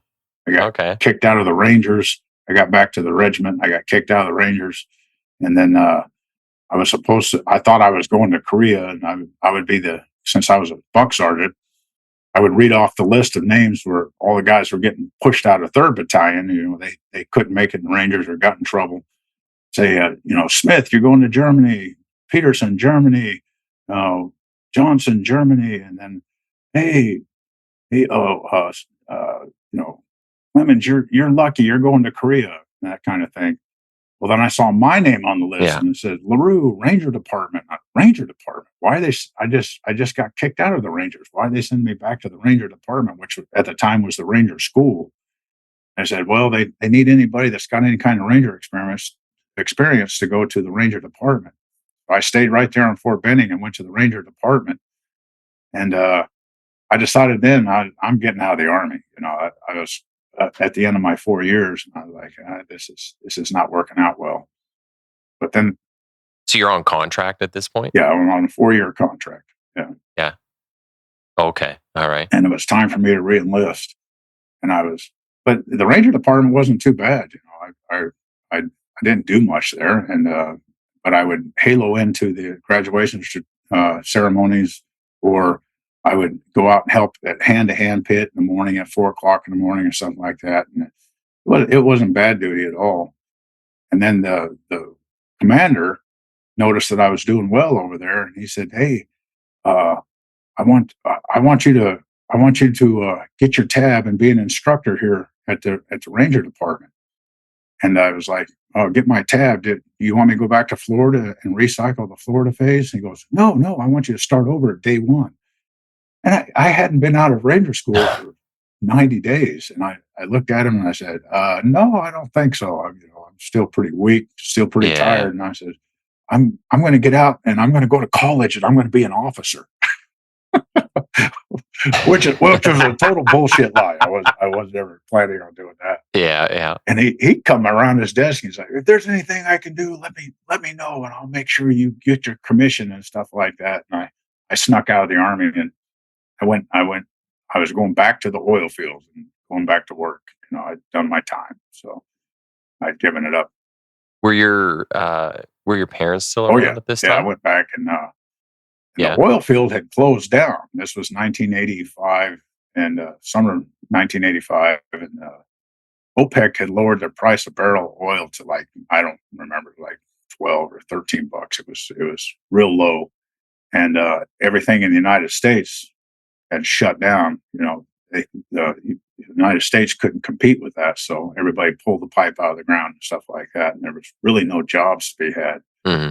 So I was reading, at the time when I was Ranger Recon and everything, we were always reading Soldier of Fortune, and we were waiting to go on that invasion in Nicaragua and all this kind of stuff. And we'd heard about this place called the French Foreign Legion, but I didn't think about the French Foreign Legion. Not doing that, but they had these little advertisements for mercenaries, and Robert K. Brown was his name. He was the editor of Soldier of Fortune magazine. So there was this advertisement for a mercenary. You had to meet this guy in Brussels, Belgium, and you had to go to this certain place called Charlie's Bar. And so I'd taken my last paycheck from the Army, and I got on a plane and went to Brussels, Belgium, and went to Charlie's Bar, and they told me, yeah, we're going to send you to Sri Lanka, and you get paid down there. You get everything you need to know when you get down there. And I was like, oh, I need to know a little bit more about this, before I go jumping into this. Yeah. And they're like, no. I said, and this was on a Friday. So I said, well, I'll come back Monday. Let me think about this over the weekend. I'll come back Monday. I said, okay. Well, I jumped on the train and I went down into Paris. I'd never been to Paris before. And I hit the red light district, and I spent a bunch of money on booze and women, and then wasted the rest. And I saw this. I was like, well, I don't have enough money to go back home, and I don't think I want to go to Sri Lanka. I don't know what's going on there. And so they were fighting an insurgency down there at the time. And I saw this poster for the French Foreign Legion. I stopped this taxi and I said, take me there. That's how I ended up in the French Foreign Legion with a hangover on a Sunday morning. So there's just recruiting, like you just go to a bar and kind of meet some random guy and he's just like a recruiter for them? Yeah, that was the mercenary thing back then. And but you got to understand, this was a different time. There was all kinds of flare-ups all over Africa, and Sri Lanka was a small country off the coast of India, and you're still in the middle of the Cold War type thing, Okay. And I ended up in the French Foreign Legion, and I thought, I'd heard some about it, and I'd read some books on the French Foreign Legion, but I didn't know what to expect. So what, like, once you go and tell this person you want to go join, what are the next steps from there? Well, you just show up, and then you're put in a holding area or a waiting room until there's like a half a dozen of you or 10 people. And then they take your suitcases and they take you upstairs and they go through your wallet and your ID and everything. And they start writing everything down. And they took every bit of identification I had, passport, driver's licenses, all that kind of stuff. But I had that Ranger coin, those challenge coins. Yeah. I had one from the Rangers. It was numbered number 6. I was the radio operator on A team, the Alpha team. So mine was number 6. And I didn't speak a word of French, nothing. So I looked up on the mural on the wall, this painting on the wall, and it said, Legion Étranger, and I said, Legion ET Ranger. So I was trying to talk to this NCO and said, yeah, I'll do good here. I'm a Ranger. I'm already a Ranger, and he's like, I go out in the hallway and sit down. So I went back out in the hallway, and there's a line of people sitting there in chairs. And there's this guy from London. And I showed him my coin. I said, I'll do all right here. I'm already a Ranger. And I said, see that on the wall there? And he spoke French. And he's like, mate, that says Legion Étranger. You're telling him you're a foreigner. He already knows that. So they're like, Jesus, this guy. I'm like, I better start learning how to speak French. So and the same day we went to the Réfectoire, which is their cafeteria or their mess hall. And it was in the middle of this huge fort called Fort de Nogent, it's up in the north of Paris. And the mess hall was in the middle of this thing. Kind of a small building, but we got up there and I got to the door and the screen door kind of slammed in my face. And in our jump school or some of our military, you got to wait to be called into that door, So I went to parade rest and I'm standing there waiting for somebody to call me in, and this line's forming up behind me, and pretty soon somebody says, hey, pussy. What did he call me? And, hey, pussy. And I was like, what? Somebody's calling me a pussy. Looking around. And then that English guy comes up in the line, and he's like, hey, mate, he's saying, push the door. Let's go eat. I was ready to fight somebody for calling me a pussy. So that was my first day in the Legion. Yeah, you're really not used to their accent at all. No, not at all. So at this time, is the Legion are they like a professional force at this point? Because they used to. No. Yeah, they weren't before, right? Okay. No, the Legion was horrible. I tell people that, people say, "Oh, you're in the French Foreign Legion, man. You must have some good training there." And remember, I came there with the mentality that training was everything. And at the time, half of the people in the Legion were actually French. They weren't foreigners, but the French still had a conscription army. They were still drafting their people. So these people didn't want to go to the French army because they knew they were getting bad equipment, bad training, and bad morale. So they would change their name and act like they were from Canada or from Switzerland or from Belgium. They spoke French, and really? they would go in the Legion, change their identity and everything.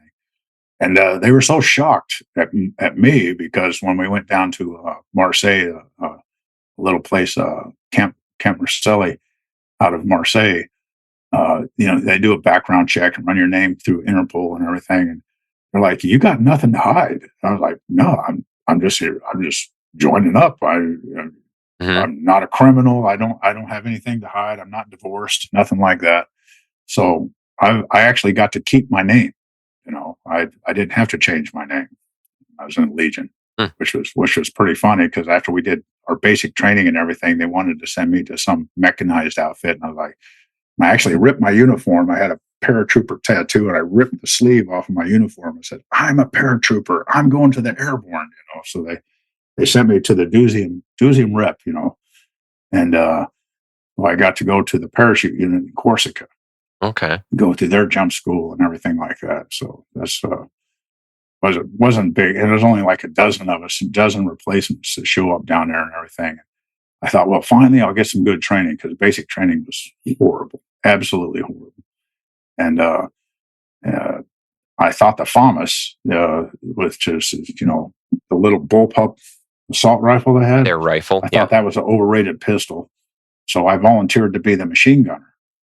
And then I realized what a mistake I'd made because the AA-52 that I carried was a worthless machine gun, and they actually had an M60 in their museum there in Corsica. And I was like, "Hey, let me take that off the wall and use that." Yeah. Well, when you're there with the Legion, and you have these people that don't want to go in the actual French army, who's supplying the Legion then? And like, does the army allow this to happen, or is this like they're operating in secret? Oh, well, it's kind of one of those underlying secrets, But most of the Legion is the other half of the Legion is all foreigners. There was a lot of at the time there were a lot of Germans in there. We had some Russians. We had some guys that had come from behind the Iron Curtain, had nowhere to go, so they went to the Legion. You have a plethora of languages, but everybody has to learn French and communicate in French. And that's a funny story because when we went to their jump school, which is again there's only like 10 or 12 of us, and you have to do 5 jumps just like you did in the American jump school or the Canadian jump school, and then you do your 5 jumps and you get a set of wings and you're considered parachute qualified. On our 4th jump, we actually had to pull our reserve to show that it would work, and my buddy Mick Purcell, Irish guy, he actually landed with his feet underneath him, or his ankles. He had his knees bent, and he broke his ankle on that jump, No. But they still gave him his wings and everything, and here they are giving me my French jump wings that are numbered, and all the officers are French. They're from the French regular army. And they consider it an honor to be a commander or have a position inside the Foreign Legion. And most of the guys that were in the paratroopers, they were the parachutistes, they call them. They were foreigners. There was a couple of guys that were from France, but most of them were foreigners there. And they handed me my certificate. They give you a certificate. And it said they abbreviated Legionnaire, so it said Leg Larreau on my certificate, which back in the American Army meant you weren't a paratrooper, And here I had American parachute wings, in my resume I had the American jump school, the American halo school. I had Canadian jump wings on a joint exercise and Honduran jump wings. So I had 4 sets of jump wings. Here, my 5th set of jump wings they're giving me a certificate that says Leg Larreau on it. We were only 3 or 4 months into training there, and I still didn't speak very good French, but I'm trying to explain through, a translator why I'm rolling on the ground laughing at this stupid certificate. You're calling me a leg while you're giving me jump wings, So Yeah. they didn't see the humor in that. How long was training, and what was it very similar to the U.S. one then? From the sounds of it, it seems like quite similar. It was still 3 weeks long. You still had the swing lander training. There's still a lot of running and a lot of physical exercise.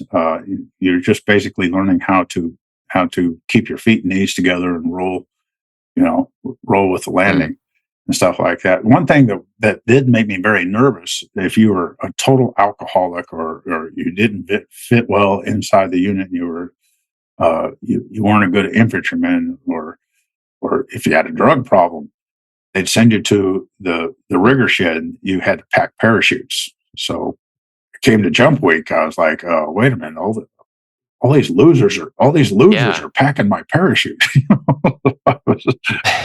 Yeah, that doesn't seem like the greatest place for them to be, half asleep or hungover. That made me nervous, but they all they did well, and then I was attached to Mick and I were, when we were in training, there's not much heat in these buildings in basic training and everything, so we were all kind of cold and freezing. It was during the wintertime, and we couldn't wait to get to Corsica. And we thought, well, we'll get in the Marine Company, or we'll get in the Engineer Company, or maybe even in the tiered elite, they call them, the Sniper Company, and we'll stay warm all the time, and we'll be in the Mediterranean. Well, they stuck us in the Mountain Company, As soon as we got to jump school, we went to do our ski training up in the mountains, Oh, geez. So I was like, oh, this is miserable. So with the Legion, how long were you in there in total? A little over a year. It was 1986. Reagan sent some F-111s after Gaddafi. Okay. And the French were very upset about it. Matter of fact, Mitterrand didn't allow the French or the F-111s to fly over French airspace. They had to go out around Spain, refuel, and then go into Libya. And so the French knew about it, or the French president knew about it. Mitterrand knew about it. But after it had happened, and of course they missed Gaddafi, the French were very, very upset about this because they were worried about the Arabs, placing bombs or doing terrorist attacks in southern France. And at the time, that's how the terrorists would do it. They put a bomb inside of a public trash can on the streets of Marseille or Nice or something like that. Oh yeah, and somebody would get hurt. So they were expecting a lot more of this terrorism in southern France. And even in Corsica, in the French Foreign Legion, these guys were upset about it, which I couldn't understand because, Arabs aren't supposed to drink. And when we'd get a pass or there's no civilian clothes or anything like that, but we would go into town in our uniforms with that, the white kepi or the kepi blanc, and we'd stack our kepi blancs or our white hats in a pyramid inside the bar. All the legionnaires would stack them in a pyramid, and then the biggest guy, which is usually me, I was pretty big compared to the Europeans. I would go to the door, and I would stand at the door. I'd fold my arms, and I would say in a real deep voice, "Tous les Arabes dehors," all Arabs out. We're not drinking with you. And if they said anything about it, boy, the fight was on. We would just beat the hell out of them, physically throw them out. Oh, really? So here's all my buddies, and it wasn't just French either. Here's all my buddies saying, "Oh, you Americans are so stupid. You're going to start a war and everything like that." And I was like, "Fine, let's start a war. That's what we're here for. Let's start this war." And you got to remember, at the time, there wasn't very many Americans in this regiment. There's only like 9 of us, and most of the other Americans had something to hide.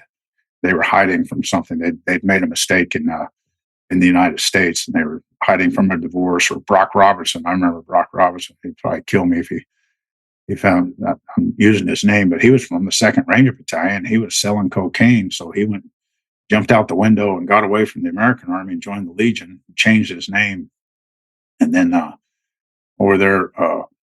So all the Americans were. I mean, we were just basically ostracized.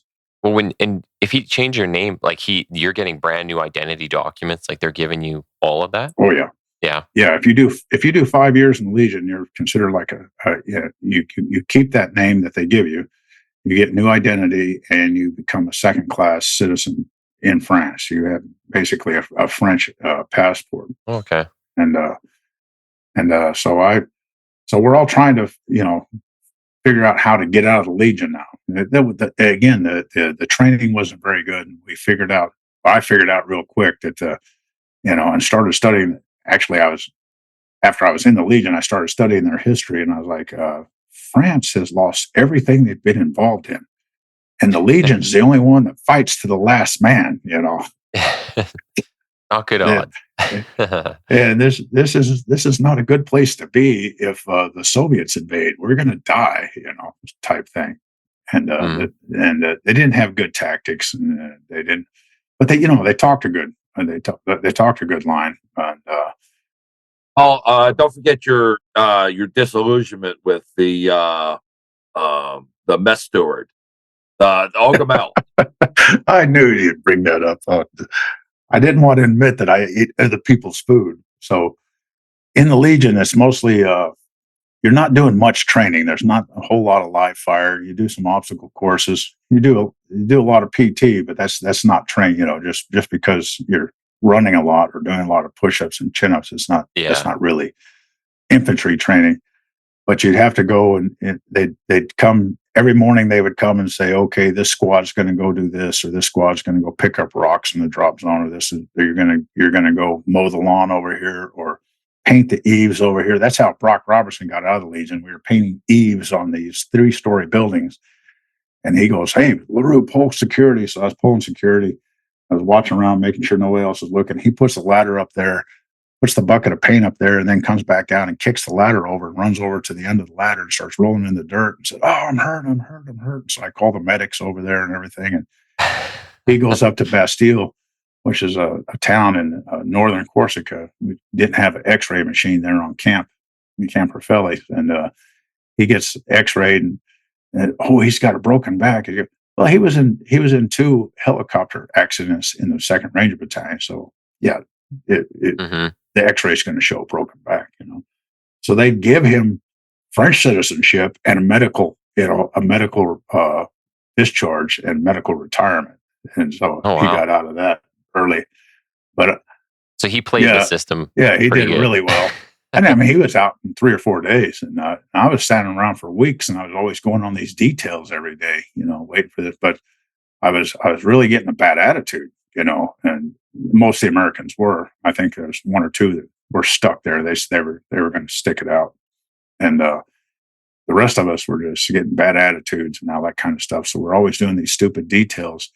Well, I got to where I would volunteer to go to the NCO mess or to the officers' mess, and the rest of the Legionnaires, they had their own mess hall, which was pretty crappy food. But if you went to the NCO mess or the officers' mess, it was great food, right?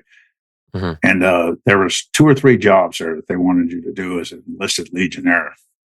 You'd get these black pants and a white shirt, and you'd be the waiter, or you would wash the pots and pans in the back and keep your uniform on, and just go out there and wash all the pots and pans that all the chefs were cooking up these really fancy meals. So I was like, I'm not going to be anybody's waiter, no, hell no, I'm not going to be a waiter. So I'll take the pots and pans, and I would just show up, and they'd say, "Oh, Gamel, go to the pots and pans." I would go and just start washing the pots and pans. But I thought it was great because those finicky officers wouldn't eat all their food and everything like that. So they weren't looking. I was scraping off all their food, and I was eating what was left. And, never had to. That's not the worst job in the world. No. But But I did have dishpan hands, So Yeah, yeah. I want to make sure we get, because we got about 20 minutes left, so I want to make sure we get a bit more in, and then I wanted to talk to you about some of the stuff you've done outside. So with the Legion, when you leave there, because you said you were there about a year, you come back to the US and you get back into service, and you spend the next 20 plus years doing some operations and stuff. Can you tell us a bit about that? It might be a bit of a quick overview, but I came back and it was almost 87 then. I came back and I was done with the military. I didn't want to do anything military. I tried to go to college. I told you about that. I was a prison guard. And then I worked construction all over the country, and then I'd fallen off a wall and got a pneumothorax or a collapsed lung. And I ran into one of those the guys I was in Rangers with, and he's like, "Larreau, what are you doing? You're a great soldier. Why don't you go back to the military?" And I was like, "No, I'm done with that. It's just stupid." And he's like, No, you got to go Special Forces. I'm in the 12th Group Reserve Special Forces. He says, I'll take you into the commander. And so he takes me into his company commander. I meet up with him. We go to Fort Lewis, Washington. I was working in Washington State, and the commander, based off of what this guy told him, he was Ranger Recon. He was 82nd. He was a Grenada. He said, "Yeah, I'll take you." And I said, "Well, if you can get me out of here within a week, I'll join." And he's like, "Okay, no problem." So he took me down to the recruiter, and that next weekend I had to jump out of an airplane, and I was hooked after that. And I was like, "I'm ready to go back," So they sent me to the Q course. I made it to the Q course in '91. This was 1989, so I'd been out of the whole military thing for almost 3 years, and so 89, 90, 91 took me a while to get through the Q course, but I got through the Q course, and I went to 10th Group Special Forces in Fort Devens. Right after that, they were starting up 3rd Group, which everybody spoke French, and by then I spoke some French. And I was like, I'm not going to join another unit where we're sitting around waiting for our equipment for 2 years and everything. So I went back to Washington State, being 12th Group. I showed up to my first drill with a recruiter. He goes, "Oh, we're glad to see you back, Larreau. Who's that guy?" And I said, "This is a recruiter. I'm going active duty. I want to go 10th Group." So they sent me to Fort Devens, Massachusetts. And just so people know, like for Q course, can you just explain a bit about what that is? Yeah, the qualification course is where you go for your special operation, to get your Green Beret, and for your special operations training. And that's when they had first started up the selection process, and that was pretty rough. That was the selection process is you just wear a number and things like that. And the instructors don't yell at you; they just write something on the board and say, you got to go through the selection. And this was something new for Special Forces, because a lot of guys just went there and their phase 1 was their selection part. And this was new to Special Forces, and they started up in 90 and 91, and or 90. I'm sorry, they started up 89, 90, and I think I was in 2nd or 3rd selection course, and it was they didn't say anything to you. You do individual events the first week. Second week, you do navigation events, and the 3rd week, you come back together and you do team events, and you're rated and all this stuff, but nobody says anything to you, so you don't know whether you made it or not until the end. Well, that'd be nerve-wracking. It's pretty rough. I think the culmination event is like they get you up at 3:00 in the morning. You do a 26 or 28 mile road march, and I had broken my foot the day before. And I knew it was broken, but I didn't know if it was bad or not. But I wasn't going to give up, and I did that with I limped through it and made it and got selected. So wow, that's pretty good. Yeah, and then in the Q course, it's divided up into phases, and it's changed over the years. But so then you have a phase where you're essentially you're learning land nav, map reading, and patrol. Small unit tactics. And then you have a phase where you get your MOS training in either weapons, demolitions, communications, or medic. and then from there, then you like go to what used to be called Phase 3. Now it's Robin Sage, and that's where you get into the guerrilla warfare training, and you're operating within a team of guys, and you go on an exercise where you go out into the woods of North Carolina in a mythical country called Pineland, and you basically organize, train, and lead a guerrilla band for the duration of the exercise. Wow. And then they added stuff like then they tacked on other phases like language training and SEER school and stuff like that. But essentially the special forces qualification course, this was the phase training that you got to be trained to be a guerrilla leader in the United States Army. Okay. And I got stuck with Commo Guy again because after I got selected, they said, "Well, what MOS do you want?" And I said, "Well, I want to be a weapons guy." And they was like, "Oh no, your GT score is too high. You got a 127. You needed a 110 to get special forces. I had a 127." They said, "We want you to go be a medic." I was like, "Oh, hell no, I'm not going to be a medic." I mean, those guys stick fingers up each other's butts, and they deal with all the, excretions from all the human, it's just no way. I'm not going to be a medic. And they're like, "Well, then you're going to be a commo guy." I'm like, "No, I'm not being a commo guy either. I've been a commo guy before." And it's like, "Well, then you're not going to be special forces." I said, "Okay, I guess I'll be a commo guy." So I went to the commo phase and I tried to fail out of Morse code. Right. Yeah. And they took all of us recycles that couldn't do Morse code. And there was like 6 of us. And they said, "Well, we're going to send you down to SEER school and you're going to be guards for 2 weeks and then we'll put you back in Morse code." And I was like, "Well, I'm just in the reserve. So why don't you just send me down to the weapons course?" And I was like, "Well, we'll call your operations sergeant back there in Washington, see if that's okay." So they called him, and I didn't know this, but they said, "Yeah, Larreau wants to go to the weapons course. He failed Morse code." And they're like, "Oh, he did he? You got a fax machine?" This is before email and the internet. So they faxed him Mm-hmm. my graduation certificate from Fort Gordon in 1981, where I passed Morse code. That didn't work out well for me. Everybody else got to be guards in SEER school. They put me in SEER school and beat the hell out of me. And I was like, "Okay, I'll be a commo guy." Well, so as you go through all this different special forces, did you finally get did you get any action that you were looking for? Because it seems like you're always kind of gung ho to get out there. Oh yeah.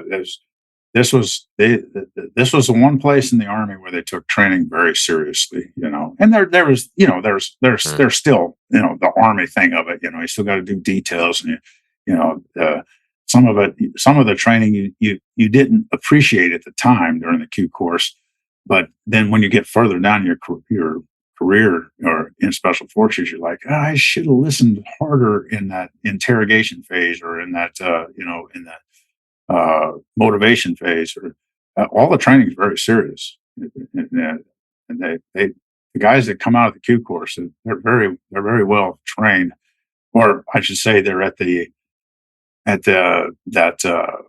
basic training level to where now you have what it takes to have a military career in special forces. You've been introduced at least to some of the things that you'll actually see in the missions that the Green Berets do.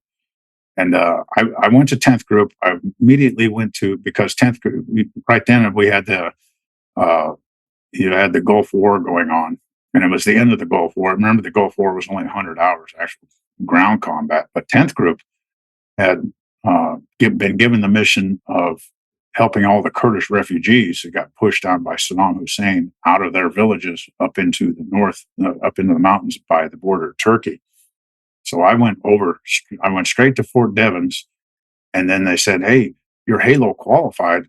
We're going to put you on a Halo team." So I didn't even get a room or anything. I basically put all my gear in the mail room. They locked it up for me, and I went straight to Turkey. And I didn't meet my team for 3 or 4 weeks. They'd been down there with the refugees for months, and they finally came back to Incirlik, Turkey. And that's where that another funny story was. I'm sitting there in insular Turkey, and I meet my team sergeant. He goes, "Don't you speak French?" And I go, "Yeah, I speak French." He goes, "Oh, good. We're gonna have a joint jump with the French Army. We're gonna give them American jump wings. So you get to train them on how to don our parachute or how to put our parachutes on." Mm. So I'm standing there. You know, 3 or 4 days later, I'm standing there explaining how to put our parachutes on, and it's different. There's a lot of different attachments and everything. And I said, "You got to do this, you got to do that." I'm doing it all in French, and I got my company commander, my American company commander. His name was Major King, and he's like trying to conjugate my verb. He's, "Oh, you don't conjugate the verb that way." And I was like, "Believe me, sir, this is the way they speak in the French army." You know, and he's like, "Whoa." And this little staff car came up, kind of like a Toyota Hyundai or something like, or like a Hyundai comes up. This big tall officer gets up and gets out of the passenger seat. He's a French officer, and he's like, "Je connais toi, je connais toi." And it's a French colonel, and it was my company commander back in the Legion. You know, 5 years before that. Oh, wow. I just went to Legionnaire. Before deserting, that is. Yeah, I just went to position of attention in the French style, and I gave him the French salute, and I was like, "Legionnaire Larreau, deserter, 1986."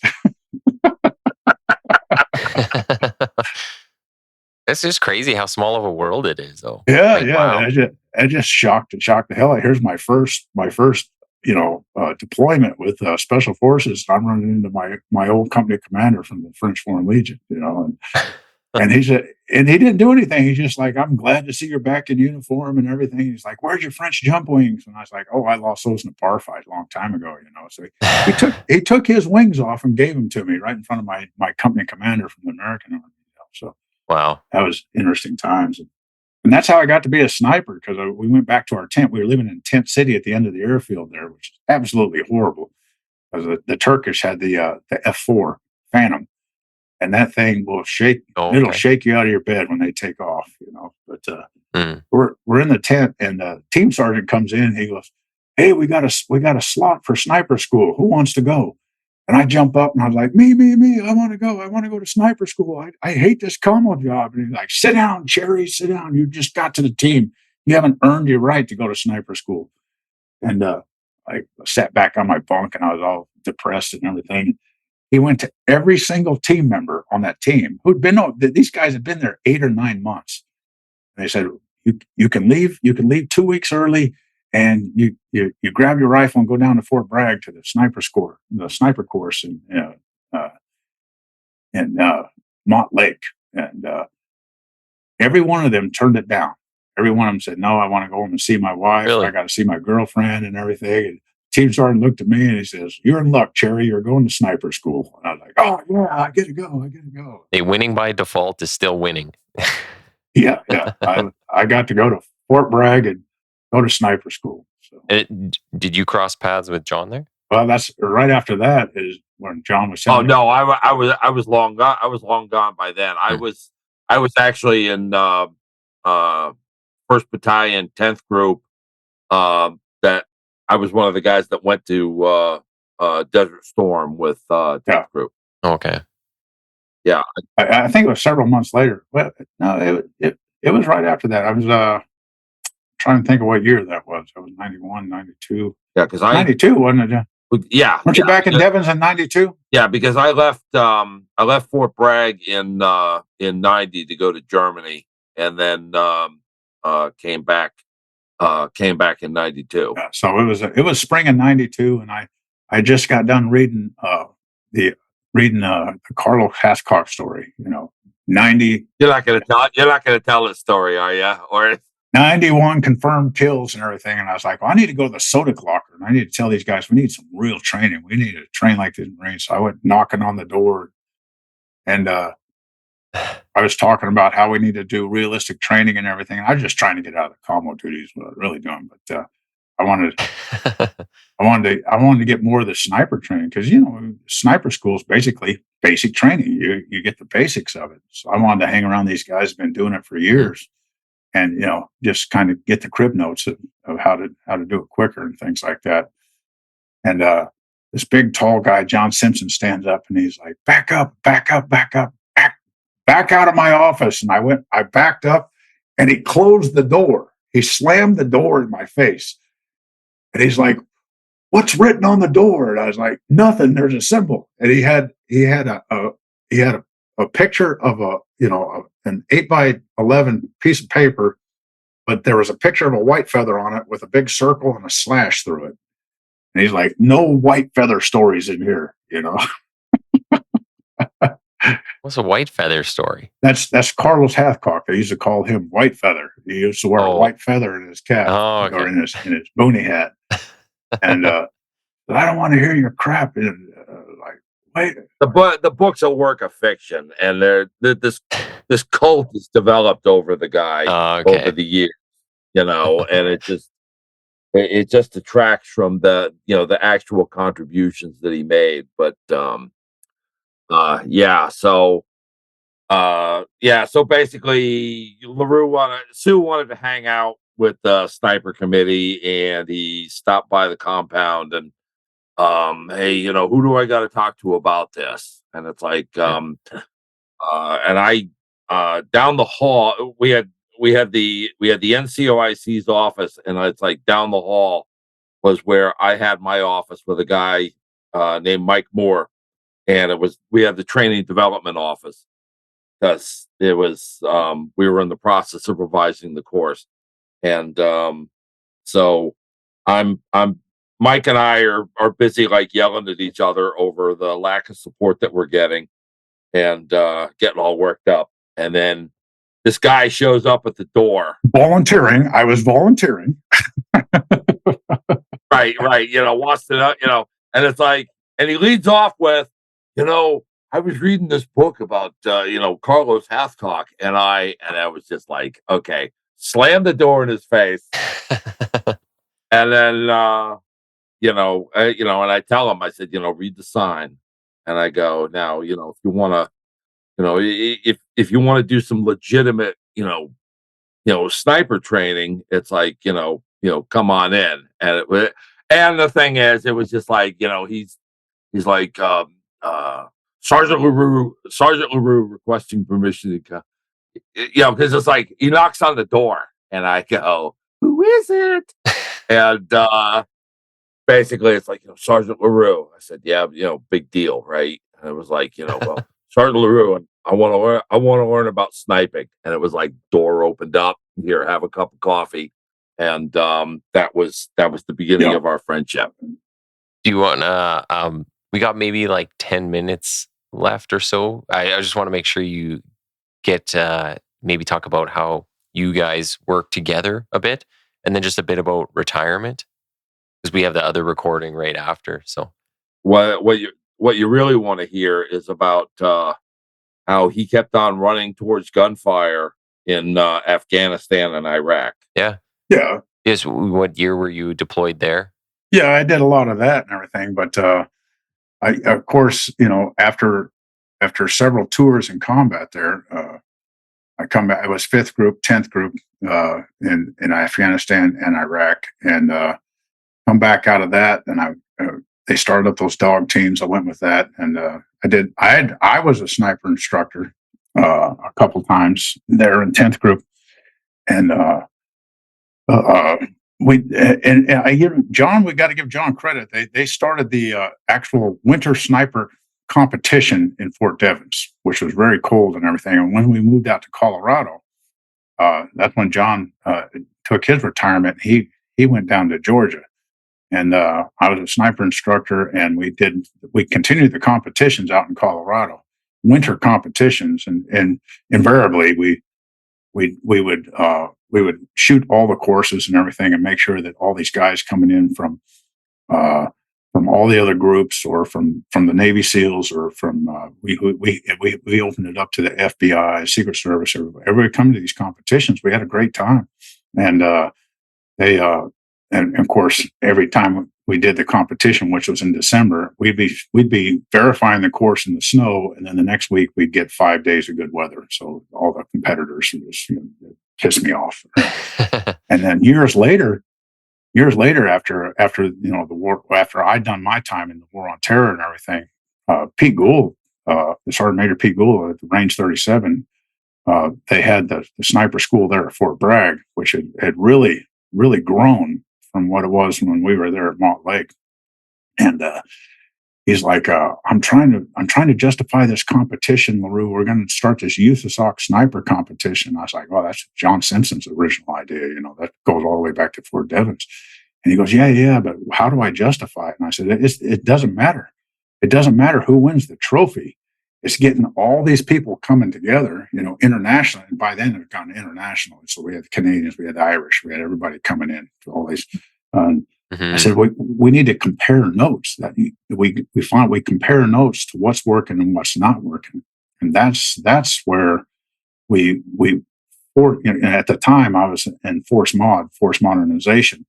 I said, that information right there helps me go out and fight for the stuff that the guys need, and we're going to change things, So yeah, that was, and I remember getting that force modernization job. I was so devastated. That meant I was on staff, and I had been put on staff for life because I sent an email to the wrong guy. It turned out to be a homosexual guy, and the sergeant major said, "Oh, you're on staff for life." And I was calling John Simpson, my buddy, and I was like, "You're going to put me on staff for life, and now I'm not going to be a team sergeant and all this other kind of." He's like, shut up, LaRue." I'm like, "What?"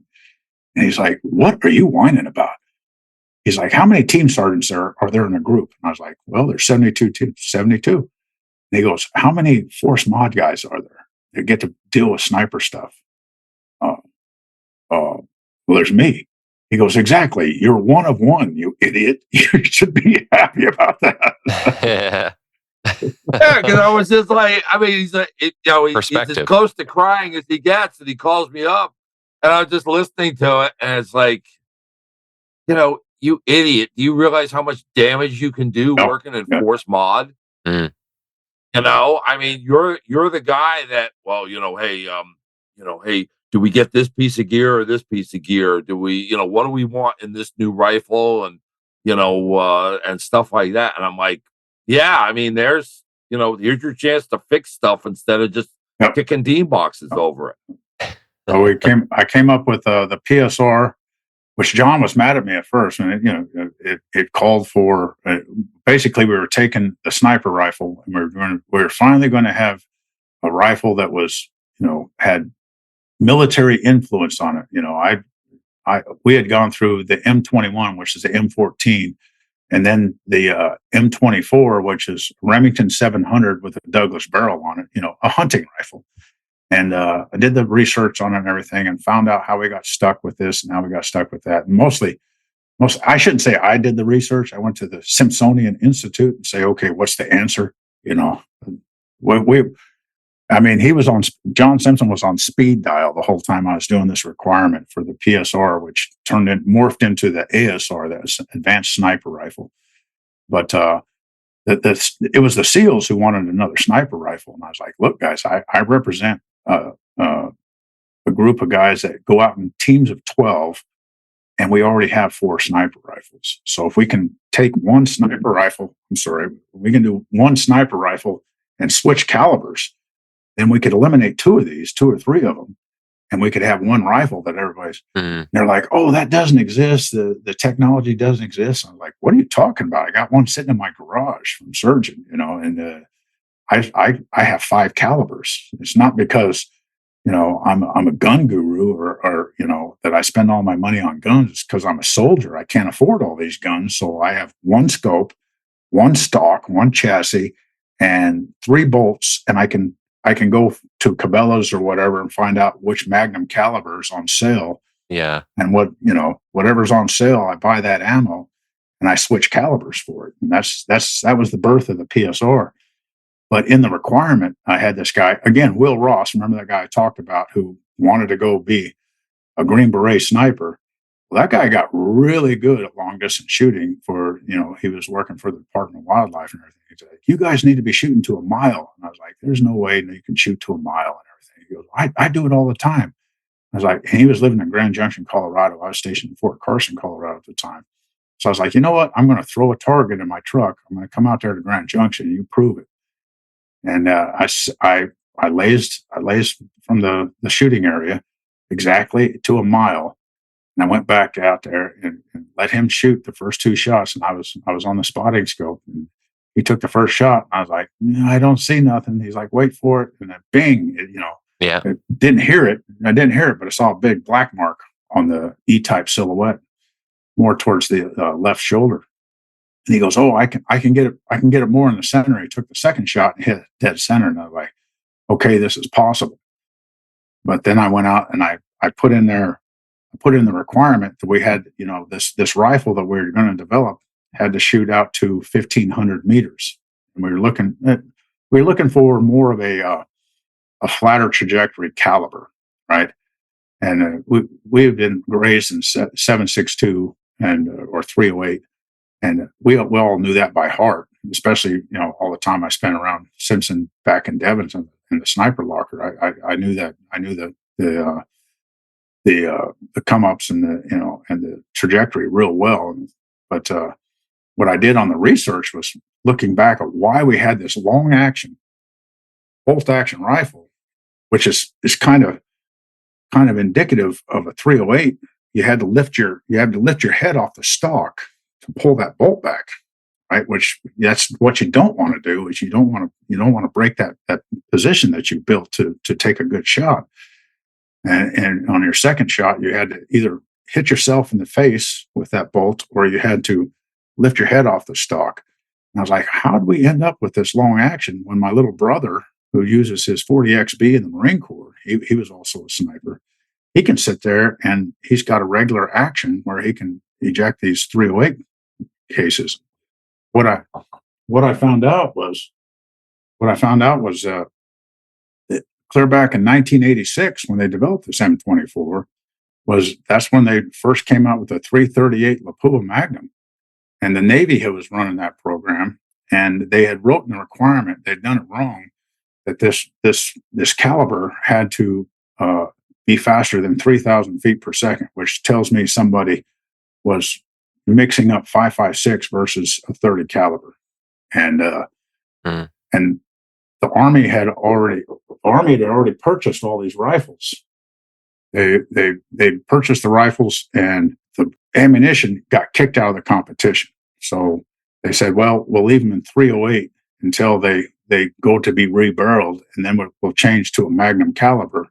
Well, what's the sexiest Magnum caliber in 1986? And that's what they said. Well, they're hunting bear up in Alaska with 300 Win Mag, so they just kind of threw that in paperwork to the 300 Win Mag. Okay. So for the PSR, the Europeans took it back. The Europeans had developed this ammunition. Well, they took it back to Europe, and they said, we'll use it for a sniper round because it's a flatter trajectory. You got more room for error in your range estimation with this flatter trajectory, and that's the reason the Europeans use it. Not so where they're going to shoot to 1,500 meters, but if they want to take a head and shoulders shot at 600 meters, they stand a better chance of hitting it. So I just wanted to get into talking about retirement and just what that decision looked like for you and kind of what it's been like since. So like dealing with any kind of physical ailments, mental ailments, like any of that stuff in there. So can you just talk about, what led you to the decision to retire and what you've been up to since then? Right. Yeah. I definitely didn't want to do 28 years in the military, but I got put in the force mod position right at 19 years, right before retirement. And then I got on this project for the PSR, which morphed into the ASR, the 338 Norma machine gun, the BB&D, the night vision, the dual nods. What else? Miniguns on vehicles, and the MTAS, which was an Israeli mortar system that we used in Afghanistan. It was a 120 millimeter mortar system. There's just a whole list of projects that just took up all my time. And before I knew it, I'd done another 8 years going into 2016. They said, "Hey, you've done enough time in force mod. It's time for you to move on." And that were going back to Syria. ISIS had come up there, and they were taking General Cleveland was going to go over there, and they were going to go back to Syria and everything. And I volunteered and begged to go back on General Cleveland's staff. Of course, I'm too old to run on an ODA, but I was at the staff level. I thought I could contribute. And then General Cleveland got pulled out of it for political reasons. He wasn't. This was during the Obama administration, and they really didn't want a commander like him. He was really kind of forceful, and we'll do it the military way type thing. And so he didn't get to go, and his replacement was a 2-star. And I was still on the staff. They were still going to go, but then the sergeant major came down and said, this general doesn't really want you to go on the staff. And I said, let me guess. He doesn't want me to go because I embarrassed him back in Iraq when he took the same route in and the same route out and got a bunch of people hurt. And he goes, yeah. How'd you know that? I was like, well. So it's time for me. I said, well, sign my retirement packet. I'm ready to get out. And anyway, so they went upstairs, and I'd already done the retirement packet. They signed it. I took it down to the old hospital, the Womack hospital, that has now an administrative building. I'm sitting there in the rain. I mean, I'm devastated. I'm just like, I just made the decision. I mean, this is right before Christmas in 2015 that I'm going to get out. I'm done. And I was watching Bo Bergdahl. I'm sitting there in a car, or sitting there in my truck, and I was watching Bo Bergdahl being walked up the sidewalk, in the middle of some MPs to the courthouse. And I was telling my wife, I was like, I've got a pistol right here. I could be famous right now. I could take care of Bo Bergdahl. I'm watching him, and she, don't you dare do it. So, but anyway, I walked in there. I didn't do it. I walked in there, and I told the ladies that I want out in 90 days. I didn't want to take a year to retire. I want 90 days. I want out. I want to finish 90 days. And they're like, oh, you don't have to do that so fast. I was like, yeah, I got to do it that fast. And they're like, why do you want to get out so fast? And I was like, well, when I came in the Army in 1981, they asked me if I was homosexual. And I said no. And then they made me take showers with men and do all this stuff with men. And then in 1991, when Clinton came in, they said, oh, don't ask, but don't tell. I said, I want to get out of here before they make sucking the dick mandatory. I'm out of here. So they thought that was pretty funny and everything. And I did. I think I signed out on my terminal leave first or last day of April of 2016. And I went right to work for a consulting company first, but then we kind of transitioned into full-time work for True Velocity, which had the polymer case out of Dallas, on the ammunition. This polymer case was very interesting to me because it would really, really lighten the load for not only snipers, but especially for your aviation pieces or your crew serve stuff. We could do it in a polymer case, which would reduce the weight for about 35% from brass to a polymer on the ammunition. When you left, like, you found the transition was pretty easy, like your skills and stuff kind of led you right into a specific type of industry? Yeah, for me it did, because I've been working ammunition for years, or I've been working acquisitions for years in ammunition, weapons, and optics. So, it was a horrible job. I had to go to SHOT Show every year. In the first couple of years I'd go in uniform, but then everybody knew my name. They knew I actually gave a crap. And I couldn't go to SHOT Show or any of these other industry conventions without, everybody trying to drag me in their booth and show me the next shiny object that the military needed. So we decided we would go in suits and ties and civilian clothes. But it didn't work out for me because I'm, tall and redheaded. I look like Opie Taylor on steroids, so that they would everybody knew my name. So it wasn't hard for me to transition into a pretty good job and everything. But it was just as frustrating as it was in the military. In the military, I had to go up against all the acquisitions types and all the bureaucracy and everything. On the industry side, it was the same way. Here I was dealing with executives and saying, that it goes back to capitalism. listen to what the customer wants. Yeah. If that's what the customer wants, that's what the customer gets. The customer's always right.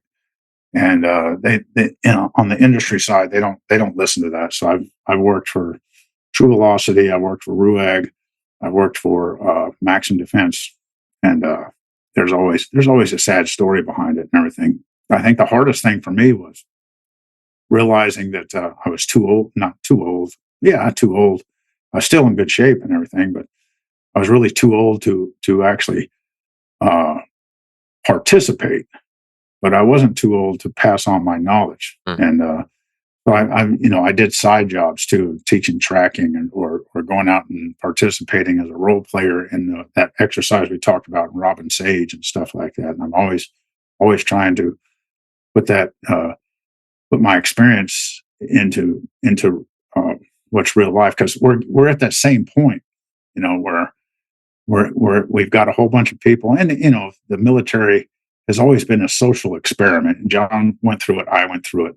In our day, it was Pat Schroeder, Senator Pat Schroeder. She was from Colorado, but she was always trying to make the military, do stupid social experiments that don't really work. Well, the military is going through the same thing right now, and they're not concentrating on training, which is, you think war on terror was just a short time ago.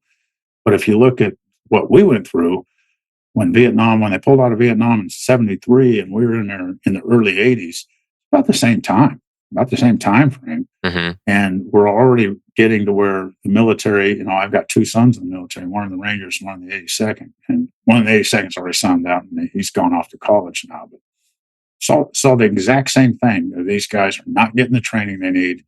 They're not being, they're not taking it seriously.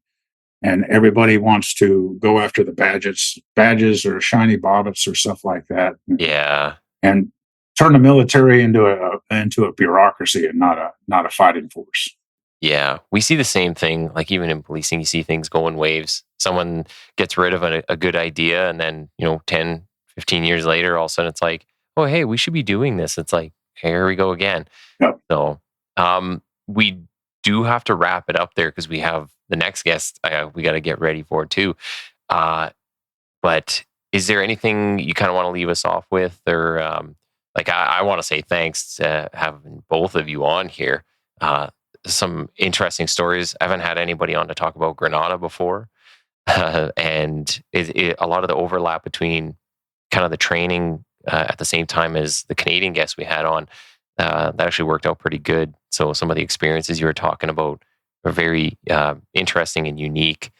But yeah, no, I really appreciated having you on here. And we might have to do a part 2 and get you on again to talk about all those other years where you're in the Middle East. Oh. So we need to do a part 2, because I didn't get to do my story about how the Canadians helped me out in Somalia. That was a great story. So we'd have to do that one of these days. Yeah. Yeah.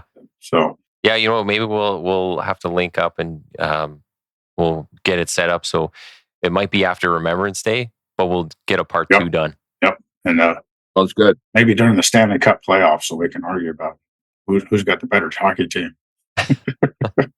Well, Canada always seems to lose the damn thing. We can't win anything, but we'll definitely hook something up here. So, but yeah, I want to say thanks, and if you want to hang on the line for a second, we'll say bye offline. So, All right. Yeah.